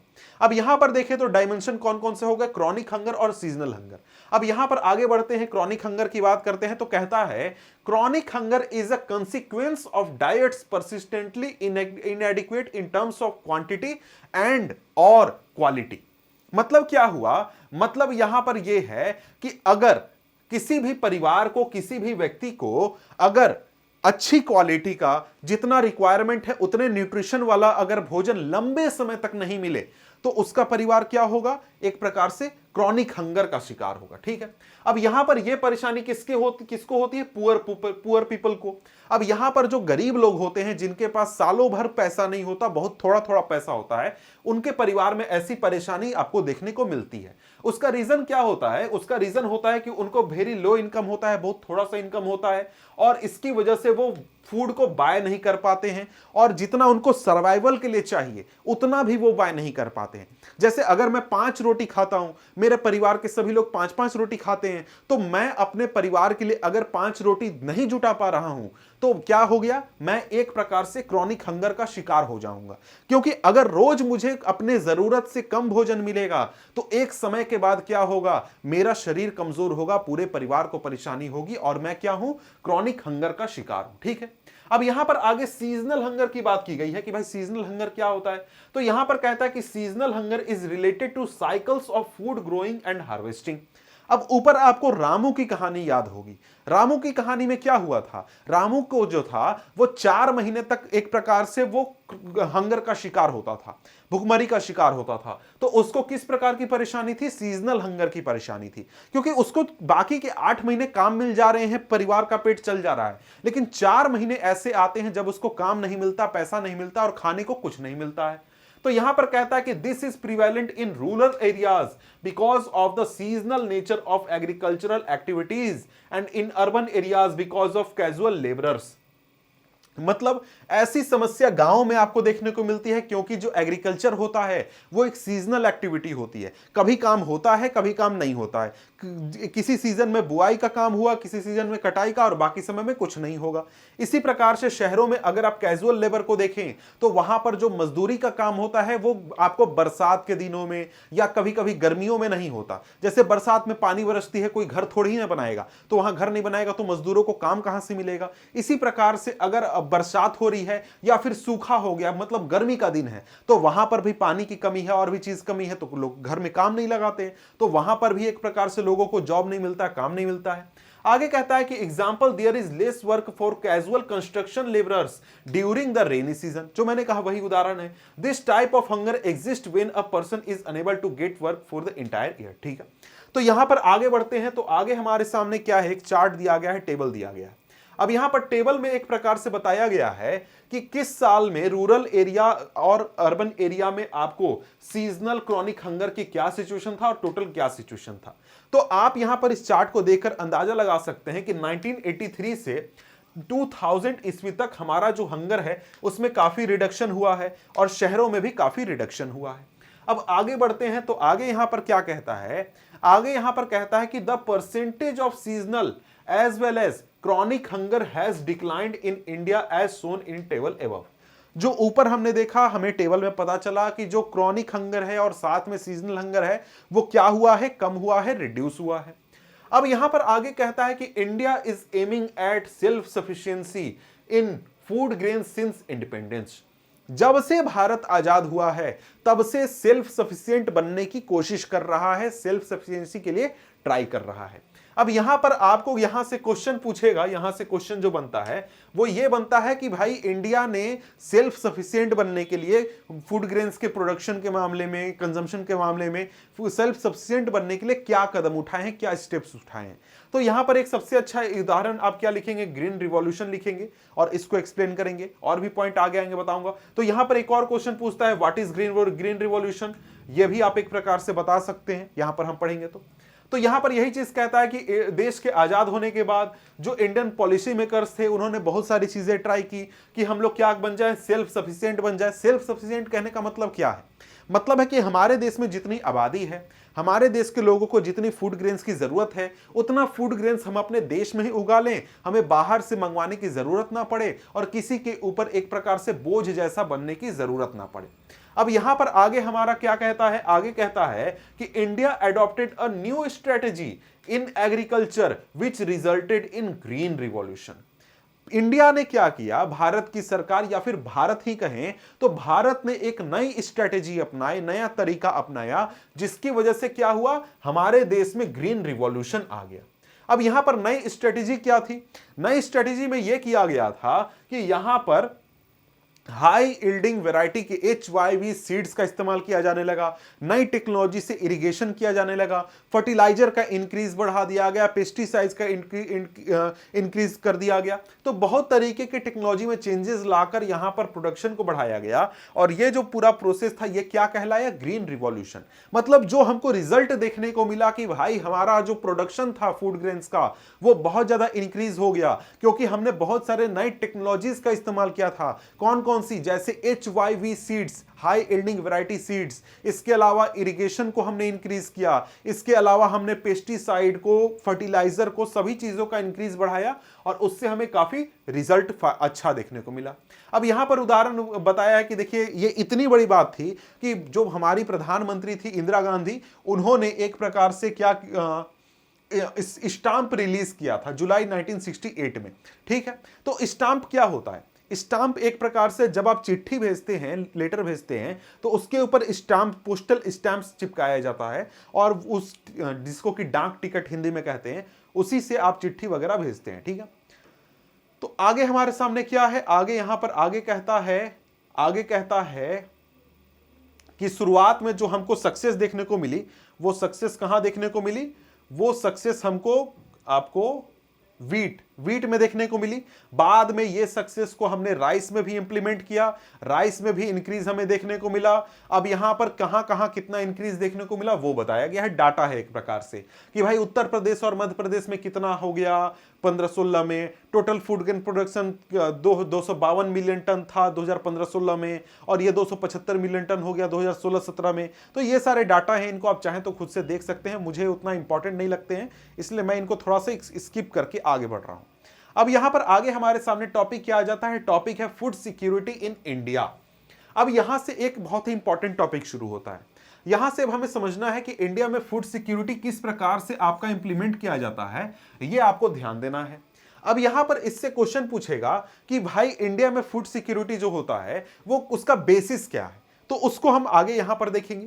तो आगे यहां पर कहता है कि जब से अर्ली 1970s से ग्रीन रिवॉल्यूशन भारत में हुआ है और इंडिया में जो ग्रेन्स का प्रोडक्शन बढ़ा है, उसके बाद से भारत में, इंडिया में फैमीन जैसा सिचुएशन हमने पूरी तरीके से अवॉइड कर लिया है, और यहां पर इंडिया क्या हो चुका है, एक सेल्फ सफिशिएंट नेशन बन चुका है। किस चीज के मामले में, फूड ग्रेन्स के प्रोडक्शन के मामले में, और पिछले 30 सालों में सेल्फ सफिशिएंट ही रहा है। मतलब कि इंडिया में हमें फूड ग्रेन्स की अब कमी नहीं होती है, हमें विदेशों से मंगवाने की जरूरत नहीं है। हमारे देश में जितने लोग हैं उनका खर्चा, उनका जो फूड ग्रेन्स का जरूरत है, हम अपने देश में ही पूरा कर सकते हैं। और उसका रीजन क्या है, उसका रीजन है कि हमारे देश में जो अलग अलग इलाके हैं, अलग अलग इलाके में अलग अलग प्रकार के क्रॉप्स होते हैं, तो किसी भी क्रॉप के लिए हम बाहर के देशों पर निर्भर नहीं है। कुछ खास स्पेशल क्रॉप है, जैसे कि सनफ्लावर का ऑयल हो जाता है, इस तरीके के कुछ क्रॉप हैं जो कि हम बाहर से ज्यादा मंगवाते हैं, नहीं तो बाकी सारी चीजें जो हैं वो हम अपने स्तर पर अपने देश के लिए पूरी कर लेते हैं। ठीक है, अब यहां पर बात है कि कोई भी सिचुएशन आए, कोई भी बैड सिचुएशन आए, अच्छा आए, हर समय में हम लोग क्या कर लेते हैं, फूड ग्रेन्स का प्रोडक्शन कर लेते हैं। अब ये जो ग्राफ है ये आपको दिखाता है कि कितना पिछले सालों में चेंज आया है। 1960-61 में कितना ग्रेन्स का प्रोडक्शन था, तो ये था कितना, 80 मिलियन टन, 80 मिलियन टन था, करीब 8 करोड़ टन। और आज के समय में 2019-20 में कितना है, 297 मिलियन टन, करीब 29-30 करोड़ टन, 30 करोड़ टन के आसपास ये पहुंच चुका है। अब यहां पर आगे बढ़ें तो आगे लेट्स डिस्कस है इसी ग्राफ से जुड़ा हुआ, उसको आप खुद से कर लीजिए। अब यहां पर आगे बढ़ें तो आगे यहां पर क्या कहता है, उसके आगे ही है, थोड़ा सा मैं देख लेता हूं last. At the availability of food grains even in adverse weather condition और otherwise at the country level has further been ensured with a fully designed food security system by the government। अब यहां पर यही चीज कहता है कि जो यहां पर हमने एक प्रकार से फूड ग्रेन्स का प्रोडक्शन किया, उसके साथ में जो सरकार ने एक प्रकार का सिस्टम बनाया फूड सिक्योरिटी सिस्टम, उसकी वजह से भी ये चीजें मतलब कि फेमिन वगैरह अवॉइड करने में हमको बहुत मदद मिली है। अब यहां पर कहता है कि this system has two components, पहला buffer stock and second public distribution system. तो यहां पर आपसे क्या क्वेश्चन पूछेगा कि what are the components of food security in India, food security system in India. तो पहला क्या हो जाएगा, बफर स्टॉक हो जाएगा, और दूसरा पब्लिक डिस्ट्रीब्यूशन सिस्टम। या फिर पूछ सकता है कि what are the pillars of food security in India. तो ये दो चीजें हैं जिससे मिलकर हमारा पूरा भारत में जो फूड सिक्योरिटी सिस्टम है वो काम करता है। अब ये बफर स्टॉक क्या होता है, पब्लिक डिस्ट्रीब्यूशन सिस्टम क्या होता है, इन चीजों को हम बारी बारी से समझ लेते हैं, पढ़ लेते हैं। तो पहला हमारे सामने क्या आ जाता है, बफर स्टॉक। अब यहां पर बफर स्टॉक क्या होता है, व्हाट इज बफर स्टॉक, ये भी इंपॉर्टेंट क्वेश्चन है। तो इसको भी आप क्या करिए, ध्यान रखिए, पढ़िए। तो यहां पर इसका सिंपल डेफिनेशन यहीं पर एनसीईआरटी से है, लेकिन इसमें एक दो पॉइंट आपको ऐड करना होगा अगर आप जब भी आंसर आपसे ये पूछे और आप लिखेंगे तो। वैसे एनसीईआरटी क्या कहता है, buffer stock is the stock of food grains namely wheat and rice procured by the government through the food corporation of India. अब यहां पर बफर स्टॉक क्या है, बफर स्टॉक है क्या, स्टॉक, स्टॉक मतलब क्या होता है, भंडार, समझ गए। तो बफर स्टॉक एक प्रकार का स्टॉक है, किस चीज का, फूड ग्रेन्स का, जिसमें मेनली क्या होता है, मेनली व्हीट और राइस होता है। और यहां पर ये व्हीट और राइस खरीदता कौन है, फूड कॉर्पोरेशन ऑफ इंडिया, जिसको कि एफसीआई हम कहते हैं, ये खरीदता है। अब यहां पर एफसीआई भी आ जाता है, तो एफसीआई के बारे में भी क्वेश्चन पूछ सकता है कि what are the functions of FCI, FCI का क्या क्या काम होता है। तो पहला काम आप यहां पर क्या लिखेगा, पहला काम होता है कि यहां पर जो एफसीआई है वो एक प्रकार से अनाजों को खरीदने का काम करता है, किससे, किसानों से अनाजों को खरीदने का काम करता है, मतलब एक निश्चित रेट पर, जिसको कि मिनिमम सपोर्ट प्राइस कहते हैं, वो मैं आगे बताऊंगा, अभी तुरंत दिखाऊंगा। मिनिमम सपोर्ट प्राइस पर एफसीआई क्या करता है, किसानों से खरीदता है। दूसरा क्या काम करता है, बफर स्टॉक बनाकर रखता है, स्टोर करके रखता है। फूड ग्रेन्स को मैनेज करने का, स्टोर करने का काम कौन करता है, एफसीआई करता है। इसके साथ ही तीसरा काम है कि भाई सरकार जब भी कहती है किसी खास इलाके में अनाज की जरूरत होती है लोगों में बांटने के लिए, देने के लिए, किसी और रीजन से, तो वहां पर फूड कॉर्पोरेशन ऑफ इंडिया उस वहां तक पहुंचाने का भी काम करता है। मतलब कि मेनली यहां पर फूड से रिलेटेड जो स्टोरेज है, बफर स्टॉक से रिलेटेड काम है, वो कौन देखता है, फूड कॉर्पोरेशन ऑफ इंडिया देखता है। आगे यही चीज कहता है कि एफसीआई क्या करता है, एफसीआई व्हीट और राइस को परचेज करता है किसानों से वैसे राज्यों में जहां पर सरप्लस प्रोडक्शन है। मतलब कि यहां पर एफसीआई पहले देखता है कि भाई किस राज्य में ज्यादा खेती हुई है, जहां पर ज्यादा खेती हुई है वहां पे जाता है एफसीआई, वहां के किसानों से अनाज को खरीद लेता है। मान लीजिए कि कोई एक इलाका है जहां पर अनाज की खेती कम हुई है, प्रोडक्शन कम हुआ है, तो वहां से थोड़ी खरीदेगा, नहीं। तो यहां पर एफसीआई क्या करता है, जहां पर खेती ज्यादा होती है, किसानों के पास अपनी जरूरत से ज्यादा अनाज है, वहां से एफसीआई खरीद लेती है अनाज, और वहां से खरीद कर खुद के पास स्टोर कर लेती है और बफर स्टॉक बना लेती है। अब यहां पर जो फार्मर्स होते हैं, यहां पर फार्मर्स जो हैं उनको जो प्राइस देती है एफसीआई, वो प्राइस सरकार तय करती है। ऐसा नहीं है कि एफसीआई गई बोली कि नहीं 10 रुपए में दे दो, 20 रुपए में दे दो, नहीं, वैसा कुछ नहीं होता है। सरकार पहले से ही प्राइस को एक प्रकार से डिटरमाइन कर देती है, डिफाइन कर देती है कि भाई कितने प्राइस पर यह अनाज एफसीआई द्वारा खरीदा जाएगा। अब यहां पर सरकार उसके लिए क्या करती है, मिनिमम सपोर्ट प्राइस डिक्लेयर करती है। कि जैसे मान लीजिए कि कोई सीजन आने वाला है, गेहूं लगाने का सीजन आने वाला है, वीट का सीजन आने वाला है, तो वीट की बुआई से पहले, वीट के पौधे को लगाने से पहले ही सरकार बता देती है कि भाई देखो इस साल है ना, इस साल वीट हम लोग क्या करेंगे, 20 रुपए प्रति किलोग्राम के हिसाब से खरीदेंगे। अब तुमको मन है तो वीट की रोपाई करो, वीट का पौधा लगाओ, नहीं तुमको दाम सही नहीं लग रहा है तो मत लगाओ।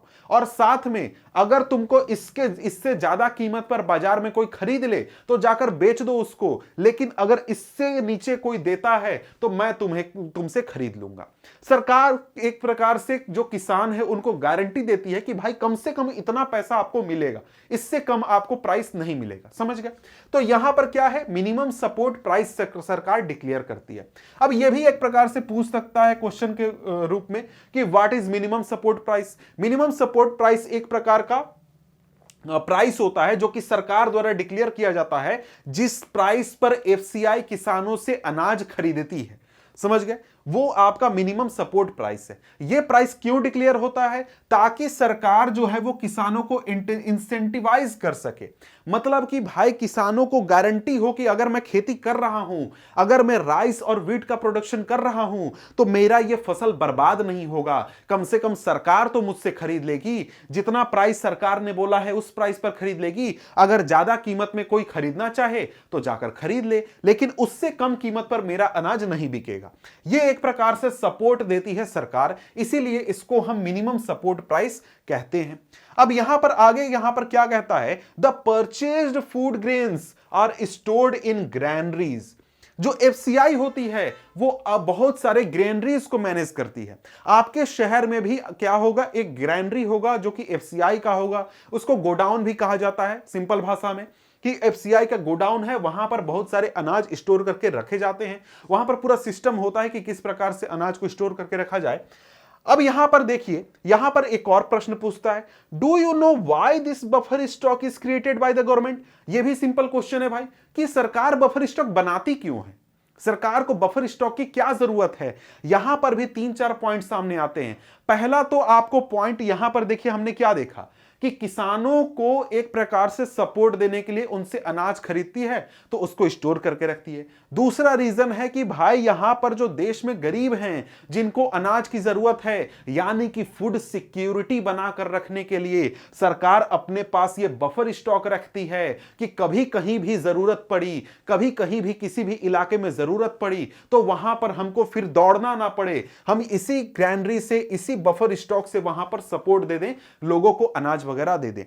इसका एक और रीजन है, इसका थर्ड रीजन यह है कि भाई देखो, मार्केट में प्राइस अगर ऊपर नीचे होता है, मान लीजिए मार्केट में राइस का प्राइस बहुत हाई हो गया, सरकार देख रही है यार राइस बहुत हाई है, सरकार क्या करेगी? कुछ नहीं करेगी, जाकर मार्केट में सस्ते दामों में अनाज बेच देगी।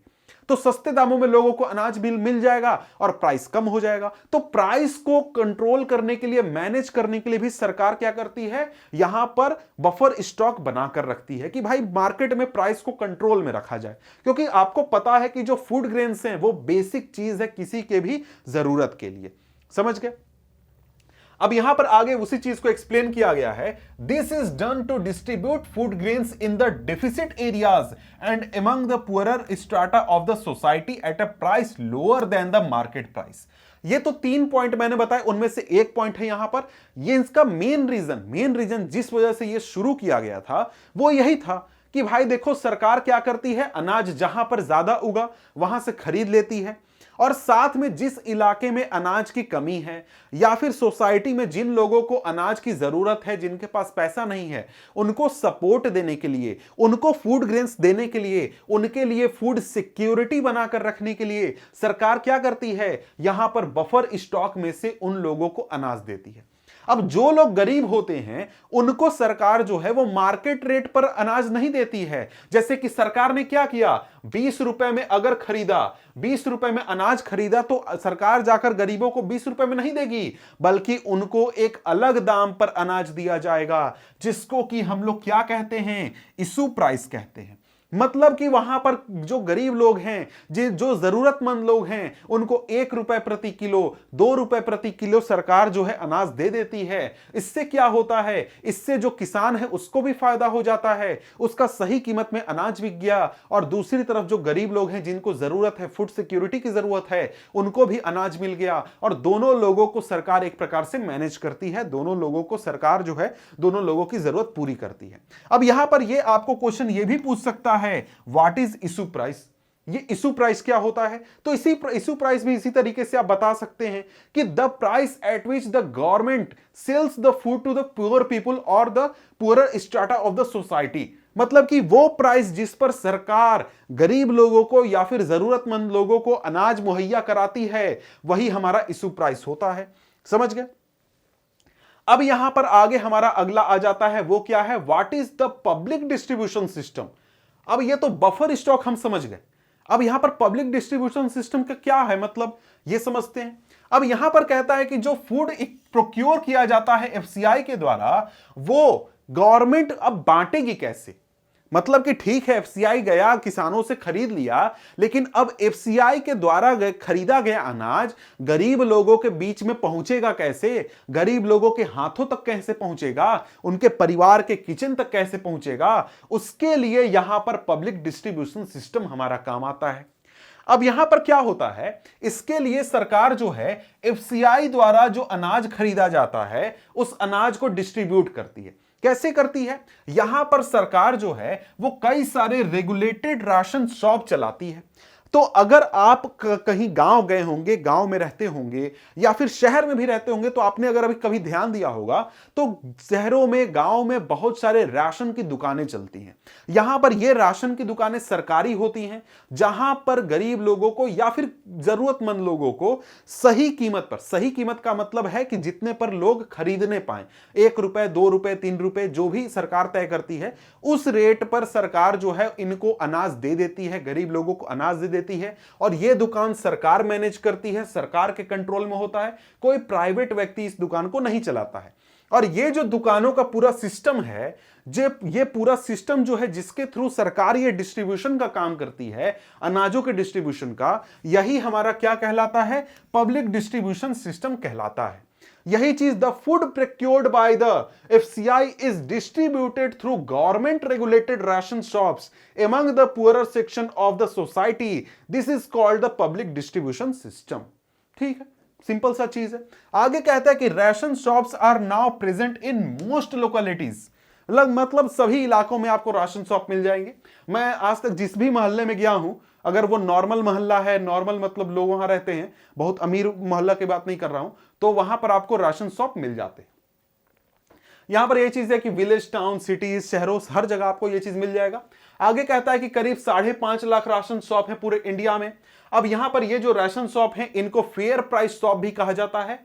अब फेयर प्राइस शॉप इनको क्यों कहा जाता है, क्योंकि यहां पर जो अनाज वगैरह मिलते हैं वो काफी फेयर प्राइस पर मिलते हैं, 1 रुपए 2 रुपए 3 रुपए 5 रुपए इस हिसाब से मिलते हैं, जिससे कि कोई भी कितना भी गरीब है वो आसानी से इनको खरीद सकता है, आसानी से इनको प्राप्त कर सकता है। अब यहां पर ये जो है, ये जो फेयर प्राइस शॉप हैं, ये केवल फूड ग्रेन्स नहीं देते हैं, बल्कि इसके अलावा शुगर भी ये प्रोवाइड कराते हैं, केरोसिन भी प्रोवाइड कराते हैं। इसके अलावा और भी कुछ कुछ चीजें हैं, जैसे कि मेरे इलाके में मच्छरदानी वगैरह भी दिया जाता है इन शॉप के जरिए। तो यहां पर क्या होता है, ये सस्ते दामों पर जन वितरण प्रणाली इसको एक प्रकार से कहते हैं हिंदी में। तो यहां पर ये दुकानें जो होती हैं, ये जो गरीब लोग हैं उनके जरूरत की सारी चीजें मुहैया कराने का काम करती हैं। यहां पर यही चीज कहता है कि these items are sold to people at a price lower than the market price. Market price से कम कीमत पर ये बिकते हैं, जैसा कि मैं बार बार इसको कह रहा हूं।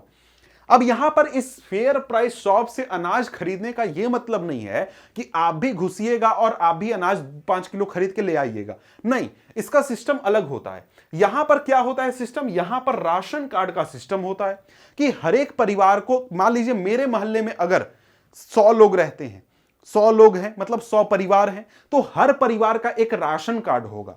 और मेरे मोहल्ले का जो दुकान है, फेयर प्राइस शॉप है, वहां पर इन 100 परिवारों के लिए ही वहां पर अनाज आएगा और ये 100 परिवार के लोग ही वहां से अनाज खरीद सकते हैं। तो सरकार एक पूरा डाटाबेस रखती है, एक लिस्ट रखती है कि किस दुकान से उस इलाके के कितने लोग, कौन कौन लोग अनाज लेंगे, कितना लेंगे, सब चीज का यहां पर सिस्टम रखा जाता है और इसके लिए राशन कार्ड का यूज किया जाता है। ठीक है, अब यहां पर क्या है, यहां पर है कि भाई इसके लिए सरकार फिक्स ये भी करती है कि एक परिवार को कितना अनाज दिया जाएगा। जैसे उदाहरण के लिए कि 35 किलो का ग्रेन मिलेगा, इसके अलावा 5 लीटर केरोसिन मिलेगा, 5 केजी शुगर मिलेगा, हर महीने मिलेगा, हर परिवार को मिलेगा। मतलब कि मेरे मोहल्ले में अगर 100 परिवार हैं तो हर परिवार को 35 किलो अनाज, 5 लीटर का केरोसिन, 5 केजी शुगर हर महीने दिया जाएगा, ताकि वो अपनी जरूरतों को पूरा कर सके।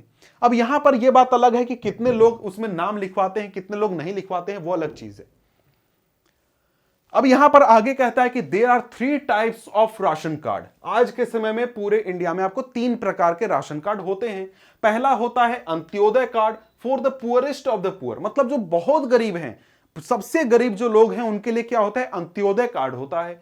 इसके बाद होता है बीपीएल कार्ड, जो कि पॉवर्टी लाइन से नीचे है, मतलब थोड़ा मोड़ा इनका सिचुएशन अच्छा है। इसके बाद होता है एपीएल कार्ड। एपीएल कार्ड बोले तो मतलब कि एबव पॉवर्टी लाइन, गरीबी रेखा से जो ऊपर है। अब ये गरीबी रेखा वगैरह क्या है ये हम देखेंगे, ठीक है। अब यहां पर सजेस्टेड एक्टिविटी है, एक्टिविटी खुद से देख लें। यहां पर ये आपको वही फेयर प्राइस शॉप का एक तस्वीर यहां पर दिखाया गया है। आप अगर छोटे शहर में रहते होंगे तो आपने ये चीजें देखी होंगी, अगर नहीं देखा तो आगे चल के आपको देखने को मिल जाएगा। आगे यहां पर कहता है, आगे क्या कहता है, the introduction of rationing in India dates back to the 1940s। मतलब कि जब 1943 के दौरान इंडिया में बंगाल फेमिन आया था, जिसमें कि बहुत सारे लोग मारे गए थे, ये हम पहले ही बात कर चुके हैं। उस दौरान यहां पर राशन सिस्टम की शुरुआत की गई थी, मतलब कि लोगों को अनाज देना, अनाज बांटना कम कीमत पर, यह शुरू किया गया था।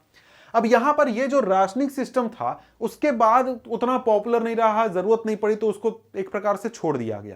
लेकिन आगे चलकर हमारा ग्रीन रिवॉल्यूशन आने से पहले जो 1960s का समय था, उस समय में भी भारत में एक प्रकार से अनाज की कमी हो गई थी, एक प्रकार से सूखा का माहौल था। इस वजह से वहां पर फिर से इस सिस्टम को, राशन व्यवस्था को लागू किया गया, चालू किया गया।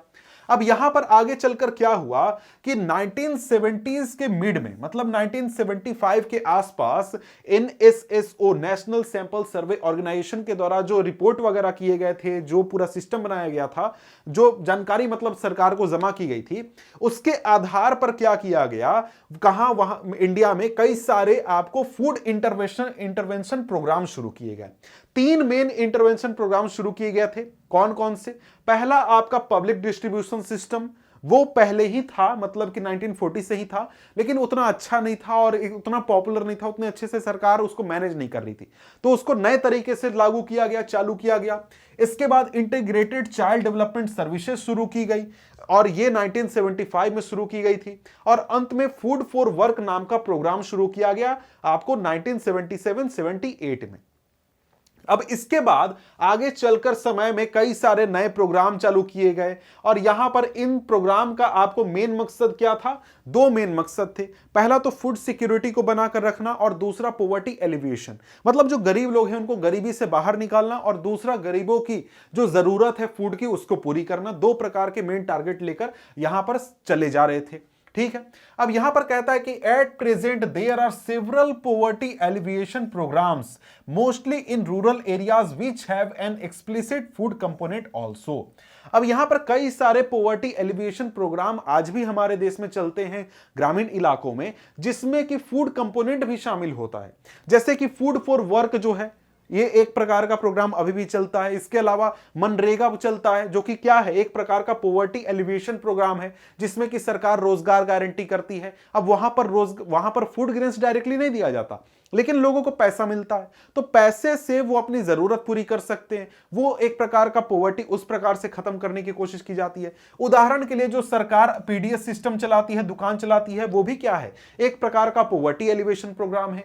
स्कूलों में जो मिड डे मील चलता है, ये एक प्रकार से जो बच्चे हैं उनका ख्याल रखने का काम किया करता है कि बच्चों को भोजन मिले, बच्चे जो हैं अच्छे तरीके से रह सके। अब यहां पर इसमें क्या है, मेनली ये जो पीडीएस और मिड डे मील है, ये आपको फूड सिक्योरिटी पर ज्यादा फोकस करते हैं। लेकिन इसके अलावा दूसरे आपको जो पॉवर्टी एलिवेशन प्रोग्राम है, जैसा कि मैंने कहा मनरेगा, वो क्या करता है, वो एम्प्लॉयमेंट जनरेट करने की कोशिश करता है, जिससे कि गरीबी को खत्म किया जा सके, लोगों की इनकम को बढ़ाकर और उनकी जरूरतों को पूरा किया जा सके। अब यहां पर एक्टिविटी है, एक्टिविटी खुद से आप करेंगे, मैं यहां पर आगे बढ़ता हूं। तो आगे यहां पर क्या कहता है, आगे यहां पर कहता है कि the national food security act 2013। अब यहां पर नया फूड सिक्योरिटी एक्ट आया था 2013 में। यहां पर कहता है कि this act provide for food and nutritional security life at affordable prices and enables people to live with a life with dignity. अब ये जो एक्ट आया, इसका मेन टारगेट क्या था, मेन यहां पर सिस्टम ये बनाया गया, मतलब ये मेन टारगेट रखा गया कि यहां पर सभी लोगों को फूड मिले, साथ में न्यूट्रिशनल सिक्योरिटी मिले। मतलब एक व्यक्ति को जितने न्यूट्रिशन की जरूरत है उतना उसका अधिकार है मिलना, उसको मिलना होगा, मिलना चाहिए, और ये मिलेगा उसको अफोर्डेबल प्राइस पर, एक अच्छे कीमत पर, जितने कीमत पर वो सक्षम हो वो उसको खरीदने पाए। और लोगों को सरकार क्या करेगी, डिग्निटी से जीने का एक अधिकार देगी कि भाई आप जो है डिग्निटी से जाइए, रहिए, आत्मसम्मान आपका होना चाहिए, ठीक है। और इस एक्ट के अंदर 75% रूरल पॉपुलेशन के और 50% अर्बन पॉपुलेशन के इनको कैटेगराइज किया गया है कि इनको इस एक्ट के अंदर सुविधा दी जाएगी, ठीक है। अब यहां पर आगे क्या है टॉपिक है करंट स्टेटस ऑफ पब्लिक ये उल्टा लिख दिया, द पब्लिक डिस्ट्रीब्यूशन सिस्टम, ठीक है। Current status of public distribution system, ये द पता नहीं बीच में कहां से आ गया, ठीक है। तो इसको अब जरा सा हम लोग देखते हैं। जो पीडीएस है यानी कि पब्लिक डिस्ट्रीब्यूशन सिस्टम है, ये गवर्नमेंट ऑफ इंडिया के द्वारा उठाया गया सबसे इंपॉर्टेंट स्टेप है फूड सिक्योरिटी के लिए, क्योंकि जो पीडीएस सिस्टम है इसने फूड सिक्योरिटी में बहुत ज्यादा मदद किया है, बहुत ज्यादा काम किया है।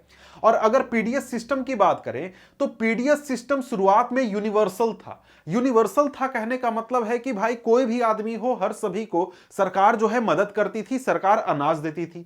लेकिन आगे चलकर क्या हुआ, ये जो पीडीएस सिस्टम है उसमें थोड़ा रिवीजन किया गया, थोड़ा सुधार किया गया, इसको टारगेटेड बनाया गया। टारगेटेड बनाया गया कहने का मतलब है कि भाई देखो, समाज में जो लोग सक्षम हैं, जिनके पास पैसा है, जिनको सहायता की जरूरत नहीं है, उनको सरकार मदद नहीं करेगी, जिनको जरूरत है उनके ऊपर ज्यादा फोकस करेगी। मतलब ये पूरा सिस्टम अब क्या होगा, टारगेटेड करके, मतलब टारगेट करके गरीबों को ध्यान में रख के चलाया जाएगा, ऐसा किया गया।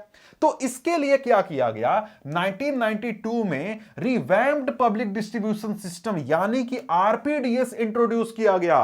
और ये आरपीडीएस शुरुआत में 1700 ब्लॉक्स में इंट्रोड्यूस किया गया था। और इसका टारगेट क्या था, टारगेट था कि जो पीडीएस है उसका लाभ रिमोट एरियाज में और बैकवर्ड एरियाज में पहुंचाया जाए। तो आपसे अगर पूछे कि भैया आरपीडीएस क्या होता है, तो आरपीडीएस पीडीएस का एक रिवैम्प्ड वर्जन है या फिर अपडेटेड वर्जन है, जिसका टारगेट है पीडीएस का लाभ रिमोट और बैकवर्ड एरियाज में पहुंचाना, ठीक है। आरपीडीएस समझ गए। अब इसके बाद आगे कहता है कि आगे चलकर 1997 जून में क्या किया गया, इसको फिर एक और सुधार दिया गया और नया चीज लागू किया गया, जिसको कि हम टारगेटेड पब्लिक डिस्ट्रीब्यूशन सिस्टम कहते हैं, टीपीडीएस कहते हैं। तो टीपीडीएस में क्या था भैया, टीपीडीएस में कहता है कि यह इंट्रोड्यूस किया गया था कि भाई देश के सभी इलाकों में जो गरीब लोग हैं उनको टारगेट करके अब हम पीडीएस सिस्टम चलाएंगे, लागू करेंगे। यह सुधार किया गया।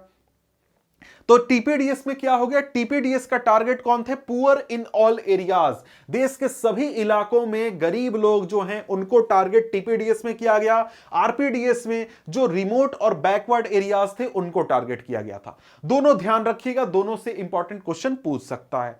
आगे क्या है, आगे यहां पर कहता है कि यह पहली बार हुआ था टीपीडीएस में कि यहां पर जो अलग अलग लोग थे, अलग अलग लोगों के लिए अलग अलग प्राइसेस तय किए गए थे। इसके पहले क्या होता था टीपीडीएस के पहले कि भाई आपको जो कोई भी जाए अनाज की दुकान में, आपको फेयर प्राइस शॉप में उसको सेम प्राइस पर अनाज मिलता था। लेकिन जब टीपीडीएस आया तो यहां पर आपको गरीबों के लिए अलग प्राइस पर अनाज मिलने लगा और नॉन पुअर के लिए, मतलब जो नॉर्मल लोग हैं उनके लिए अलग प्राइसेस पर। आगे चलकर 2000 ईस्वी में दो नए आपको योजना या फिर प्रोग्राम लॉन्च किए गए। पहला था अंत्योदय अन्न योजना और दूसरा अन्नपूर्णा योजना। अब इसमें भी स्पेशल लोगों को टारगेट किया गया था। जो अंत्योदय अन्न योजना था, इसमें जो समाज के सबसे गरीब लोग थे, गरीबों में भी जो सबसे गरीब थे उनको टारगेट किया गया। और वहीं जो अन्नपूर्णा योजना था, ये अन्नपूर्णा स्कीम जो था, ये समाज के बुजुर्गों को टारगेट किया गया था। वैसे बुजुर्ग लोग जिनको सहायता की जरूरत है उनको टारगेट किया गया था। अब यहां पर पीडीएस के बारे में थोड़ा सा चार्ट दिया गया है कि भाई पीडीएस में क्या क्या सिस्टम था, किसको टारगेट किया गया था, फिलहाल क्या स्थिति है, इश्यू प्राइस क्या था, सारी चीजें। तो पीडीएस में देख सकते हैं यूनिवर्सल था, सभी लोग लाभ उठा सकते थे। आरपीडीएस में क्या है, बैकवर्ड ब्लॉक्स को टारगेट किया गया था। टीपीडीएस में poor and non poor, BPL APL का सिस्टम लाया गया। बीपीएल के लिए अलग दाम, एपीएल के लिए अलग दाम। अंत्योदय अन्न योजना poorest of poor. APS Annapurna scheme, ये इंडिजेंट सीनियर सिटीजन। इसके अलावा नेशनल फूड सिक्योरिटी, जिसके बारे में ऊपर मैंने बताया था, प्रायोरिटी हाउस होल्ड, ठीक है, इस प्रकार से आप यहां पर देख सकते हैं, इसको ध्यान में आप रख सकते हैं। अब यहां पर आगे देखें तो आगे यहां पर नेम एनी टू योजना introduced with one objective of each for food security. Food security के लिए 2 योजना का नाम बताइए, तो आप आसानी से बता सकते हैं टीपीडीएस, आरपीडीएस। तो वैसे तो ये पीडीएस का हिस्सा है, इसको छोड़कर आप अंत्योदय योजना, अन्नपूर्णा योजना बता सकते हैं। तो यहां पर आगे बढ़े तो आगे यहां पर क्या कहता है कि जो पीडीएस सिस्टम है या फिर जो पीडीएफ स्कीम है, ये काफी इफेक्टिव रहा है। मतलब पिछले कुछ सालों में सरकार के द्वारा जितने भी कदम उठाए गए हैं, उसमें से पीडीएस सबसे अच्छा कदम रहा है जिसने फूड सिक्योरिटी के लिए काम किया है। और इससे क्या फायदा हुआ है, फूड अवेलेबल हो गया है गरीब लोगों तक अच्छे कीमत पर, अफोर्डेबल प्राइस पर। इससे सभी लोगों को फायदा हुआ है और इसकी वजह से ही हम अपने देश में वाइड स्प्रेड हंगर और फैमीन जैसी समस्या से निपटने में सफल हुए हैं, सक्षम हुए हैं।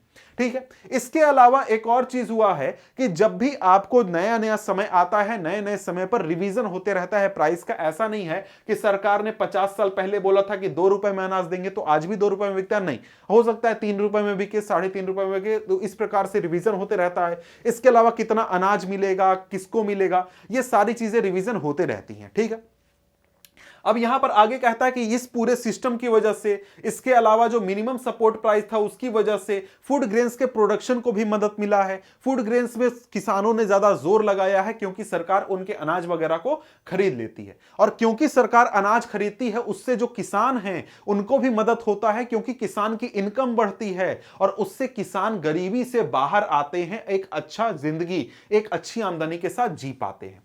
ठीक है, अब यहां पर कहता है कि पीडीएस सिस्टम जो है उसमें कुछ ड्रॉबैक भी हैं, या फिर उसको एक प्रकार से आलोचना का भी सामना करना पड़ता है। तो यहां से आपको क्वेश्चन भी पूछेगा, mention any 2 limitations of public distribution system. PDS system के 2 लिमिटेशन बताइए। तो यहां पर हम कुछ बात करेंगे, आप कुछ पॉइंट्स आपको आगे मैं बात करूंगा नेक्स्ट पैराग्राफ में। तो यहां पर कहता है कि public distribution system has faced severe criticism on several grounds. बहुत सारे बातों पर उसका क्रिटिसिज्म भी होता है। जैसे यहां पर कहता है कि देखिए, जो एफसीआई है उसके पास जो ग्रैनरीज हैं वो ओवरफ्लो कर रहे हैं, वो भरे पड़े हैं, लेकिन फिर भी बहुत सारे इलाकों में बहुत सारे लोग ऐसे हैं जो कि भुखमरी के कारण मर जा रहे हैं। तो यहां पर इसका फायदा क्या है? यहां पर एफसीआई के जो गोडाउन हैं वो ओवरफ्लो कर रहे हैं ग्रेन से, और साथ में सड़ जा रहे हैं, कुछ जो हैं चूहे उसको खा जा रहे हैं। और इससे क्या हो रहा है, इससे पूरा जो रिसोर्स है ये वेस्ट हो रहा है, लेकिन जो लोग जरूरतमंद लोग हैं इन तक ये चीजें नहीं पहुंचने पा रही। ठीक है, यहां पर यही चीज कहता है।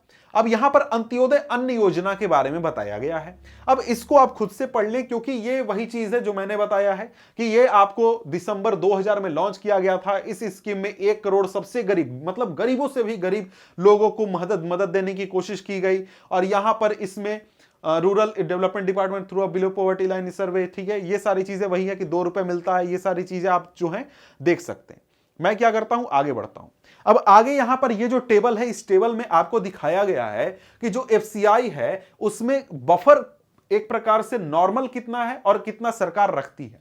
अब बफर नॉर्म कहने का मतलब है कि सरकार को कम से कम इतना रखना है, लेकिन इस साल में सरकार ने इतना खरीद कर रख लिया। तो देख रहे हैं कि कितना से कितना सरकार ने रखा है। ये आपको किस चीज में डाटा, मिलियन टन में है। तो 307 मिलियन टन यहां पर क्या सरकार को मिनिमम रखना है अपने बफर स्टॉक में, लेकिन सरकार ने 542 मिलियन टन रखा है, जरूरत से काफी ज्यादा। और इसमें क्या प्रॉब्लम है, इसमें प्रॉब्लम है कि भाई इतने का जगह नहीं है, इसमें से बहुत सारे ग्रेन सड़ जाते हैं, बर्बाद हो जाते हैं, खराब हो जाते हैं, लोगों तक पहुंचने नहीं पाता, इस प्रकार की बातें हो जाती हैं। अब यहां पर सब्सिडी क्या होता है ये बताया गया है। तो ये भी इंपॉर्टेंट क्वेश्चन है, व्हाट इज सब्सिडी, ये आपसे सिंपली पूछ सकता है। तो क्या होता है subsidy? Subsidy is a payment that a government makes to a producer to supplement the market price of commodity. अब यहां पर उदाहरण इसका क्या होगा, उदाहरण के लिए सबसे अच्छा अनाज का उदाहरण है। यहां पर अनाज जो है सरकार 20 रुपए में खरीद रही है किसान से, लेकिन उसी अनाज को एफसीआई में रख कर स्टोर करके गांव गांव तक पहुंचा के गरीबों को 2 रुपए में बेच दे रही है। 2 रुपए में बेच रही है, दे नहीं रही है फ्री में, बेच रही है 2 रुपए में। तो भाई यहां पर 18 रुपए जो है वो किसके खर्च हुए? सरकार के खर्च हुए। तो यहां पर 18 रुपए, ये 2 रुपए के अलावा जो 18 रुपए है वो किसके पास गया? किसानों के पास। तो ये 18 रुपए का क्या हो गया, एक प्रकार का सब्सिडी है, प्रोड्यूसर को सब्सिडी। ठीक, ये एक प्रकार से सब्सिडी की बात हो गई। डेफिनेशन आप यहां से देख सकते हैं, डेफिनेशन यहां से आप उठाकर लिख सकते हैं। अब यहां पर सब्सिडी का लाभ यह होता है कि सरकार दोनों लोगों को मदद करती है बीच में आकर सब्सिडाइज करके। अब लेट्स डिस्कस से आप खुद से एक प्रकार से देख सकते हैं। आगे यहां पर हम लोग देखते हैं तो आगे क्या कहता है कि 2014 में जो स्टॉक था व्हीट और राइस का एफसीआई के पास वो था 65 मिलियन टन, जो कि बहुत ज्यादा था, मिनिमम बफर नॉर्मल जितना होता है उससे काफी ज्यादा था। ठीक है, अब इसके बाद यहां पर कहता है कि ये जो चीज है ये हमेशा से रही है कि जितना नॉर्मल रहता है उससे बहुत ज्यादा यहां पर सरकार स्टोर करके रखती है एफसीआई में। इसका काफी सारा प्रॉब्लम भी होता है और इससे प्रॉब्लम क्या होता है, अनाज सड़ता है, वेस्ट होता है और लोगों तक पहुंच नहीं पाता है। और यहां पर इससे क्या होता है, कैरिंग कॉस्ट भी बढ़ता है। मतलब जो एफसीआई है वो अगर अनाज खरीद रही है तो उसको लाना है, ले जाना है, स्टोर करके रखना है, उसमें भी खर्चा होता है, उसमें भी बहुत सारा पैसा वेस्ट होता है। और इसके साथ ही यहां पर ऑप्शन क्या है, मतलब सॉल्यूशन क्या बोला है कि भाई इतना खरीदने की जरूरत नहीं है, जितना जरूरत है उतना खरीदो। साथ में जो एमएसपी है उसको फ्रीज कर दो। फ्रीज कर दो मतलब कि सरकार जो है वो किसानों के प्रेशर में आकर हर साल एमएसपी बढ़ा देती है। आप भी अगर कभी न्यूज देखते होंगे तो बात होगी कि एमएसपी कम है, बढ़ा दो बढ़ा दो बढ़ा दो, तो सरकार बढ़ा देती है। लेकिन यहां पर कहता है कि भाई देखिए ऐसा नहीं करना चाहिए। क्या करना चाहिए, एमएसपी को फ्रीज कर दो, कम कीमत पे ही अनाज खरीदो, उससे रिसोर्स एक प्रकार का वेस्ट नहीं होगा। अब यहां पर आगे कहता है कि यहां पर कहता है कि the increased food grains procurement at enhanced MSP is the result of the pressure exerted by leading food grain producing states। कहता है कि जो सरकार एमएसपी बढ़ा देती है, इंक्रीज कर देती है, उसका कारण क्या है, कारण है कि जो स्टेट्स हैं, राज्य हैं, जहां पर आपको ज्यादा प्रोडक्शन होता है वहां के लोग, वहां के किसानों के प्रेशर की वजह से सरकार एमएसपी बढ़ा देती है और यह अच्छी चीज नहीं है। और यहां पर उदाहरण दिया है जैसे Punjab state, Haryana state, Andhra Pradesh state, यहां पर जो किसान है काफी बड़ी मात्रा में एक प्रकार से उत्पादन करते हैं और सरकार की जो एफसीआई है वो इन्हीं राज्यों से ज्यादा एक प्रकार से खरीदती है। तो इनके प्रेशर की वजह से क्या होता है, जो मिनिमम सपोर्ट प्राइस है वो सरकार बढ़ा देती है। ठीक है, अब यहां पर आगे बढ़े तो आगे कहता है कि moreover as the procurement is concentrated in a few prosperous regions, Punjab, Haryana, Western Uttar Pradesh, Andhra Pradesh, and to a lesser extent in West Bengal, and mainly of two crops, wheat and rice. Increase in MSP has induced farmers, particularly in surplus space, to divert land from production of coarse grains। अब यहां पर simply कहता है कि देखिए जब आप इस पूरे एफसीआई के खरीदारी को देखेंगे, एफसीआई ज्यादातर अपने अनाज को खरीदती है इन राज्यों से, Punjab, Haryana, western UP, Andhra Pradesh, waste Bengal के कुछ हिस्से।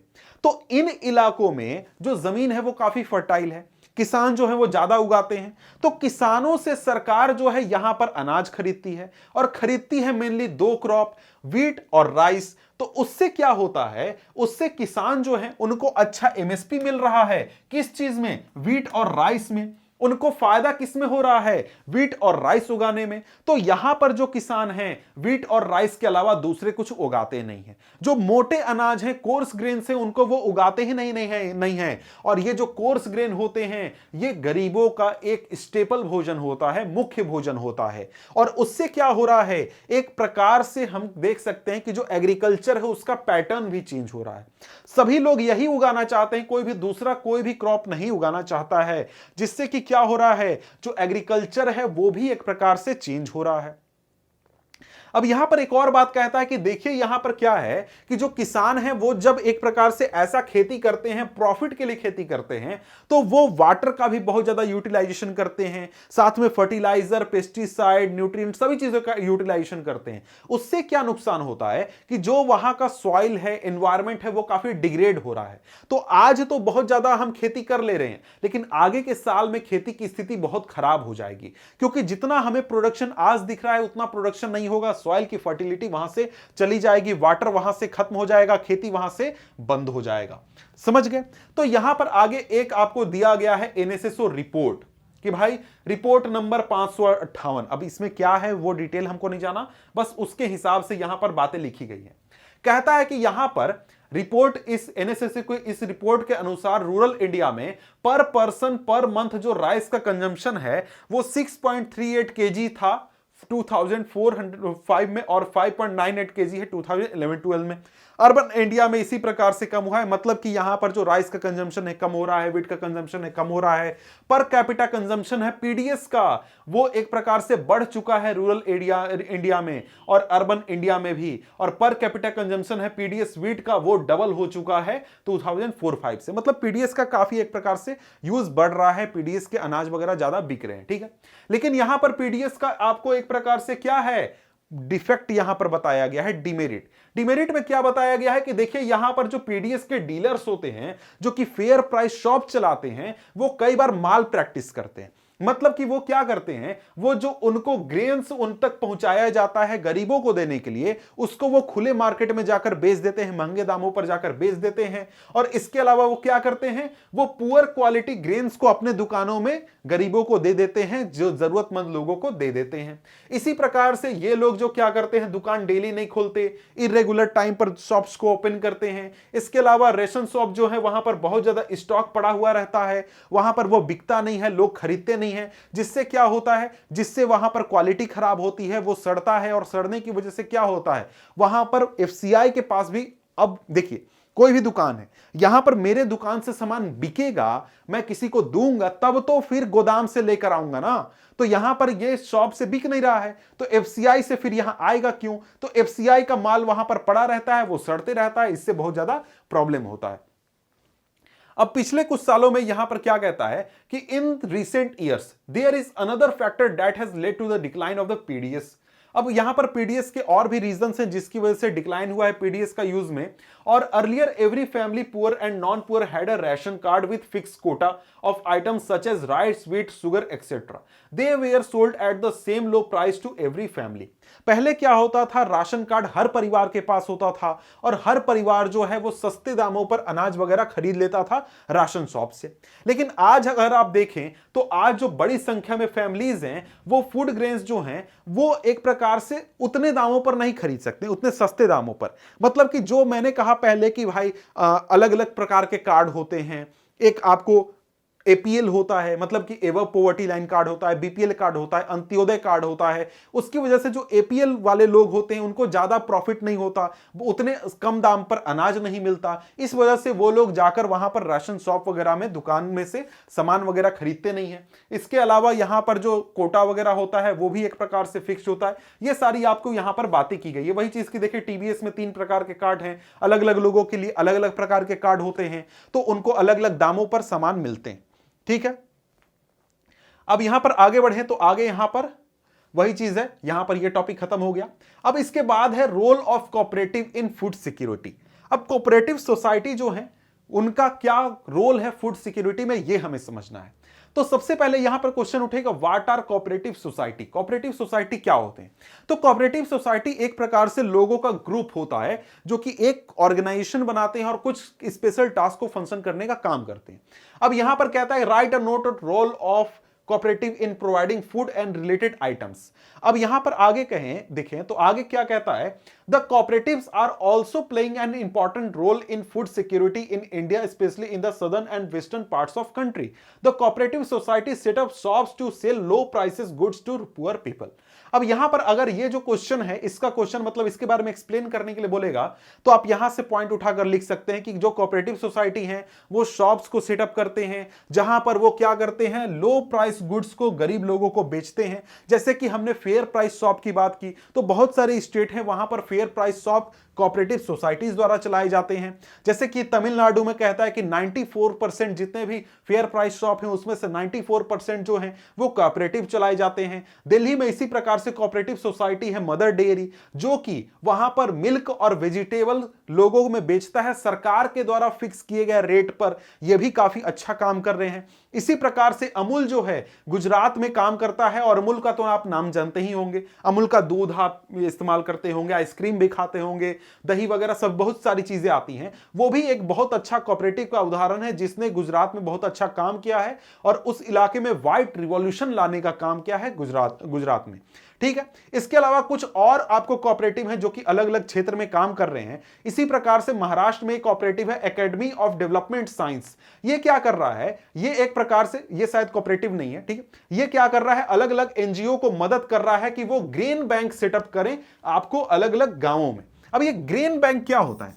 ग्रेन बैंक का कंसेप्ट ये है कि मान लीजिए मेरा गांव है, मेरे गांव में मुझे जो है अनाज की जरूरत है, तो यहां पर ग्रेन बैंक में क्या होगा कि भाई गांव के सभी लोग जिनके पास अनाज है, उनके पास जब खेती होगी अनाज आ जाएगा, वो लोग जाकर ग्रेन बैंक में जमा कर देंगे। और जब अनाज का सीजन खत्म हो जाए, मेरे घर में अनाज खत्म हो गया, तो मैं ग्रेन बैंक से जाकर अनाज उधार ले लूंगा, लेकर आ जाऊंगा, अपनी जरूरत पूरी करूंगा, और जब मेरी खेती हो जाएगी, अनाज उग जाएगा, तो मैं वापस से ग्रेन जाकर वहां जमा कर दूंगा। मतलब जिस प्रकार से बैंक से हम लोग लोन लेते हैं, उसी प्रकार से यहां पर ग्रेन का लोग लोन लेते हैं, अनाज का लोन लेते हैं और उसको वापस चुका देते हैं। इस प्रकार से ग्रेन बैंक जो है वो महाराष्ट्र के अलग अलग इलाकों में सेटअप हो रहे हैं और काफी अच्छी तरीके से काम कर रहे हैं, और यहां पर ये सरकार के पॉलिसी को भी शेप करने में, चेंज करने में काफी मदद कर रहे हैं, और ये काफी सक्सेसफुली काम कर रहे हैं। अब यहां पर कहता है mention the names of any 4 cooperative society. तो 4 कोऑपरेटिव सोसाइटी में एक तो आप यहां पर लिख सकते हैं किसका उदाहरण, अमूल का उदाहरण लिख सकते हैं, मदर डेयरी का उदाहरण लिख सकते हैं। इसके अलावा एक दो और देख लीजिएगा, यहां पर शायद लिखा हुआ नहीं है, मैं शायद ध्यान नहीं दे पा रहा हूं। ये एडीएस का भी आप नाम लिख सकते हैं कि ये भी मदद कर रहा है, ठीक है। तो यहां पर हमारा चैप्टर होता है खत्म। यहां पर है फिर समरी को आपको खुद से पढ़ना होगा, आप खुद से पढ़ लीजिएगा। तो मिलते हैं हम आपसे अगले वीडियो में अगले चैप्टर के साथ, तब तक के लिए गुड बाय।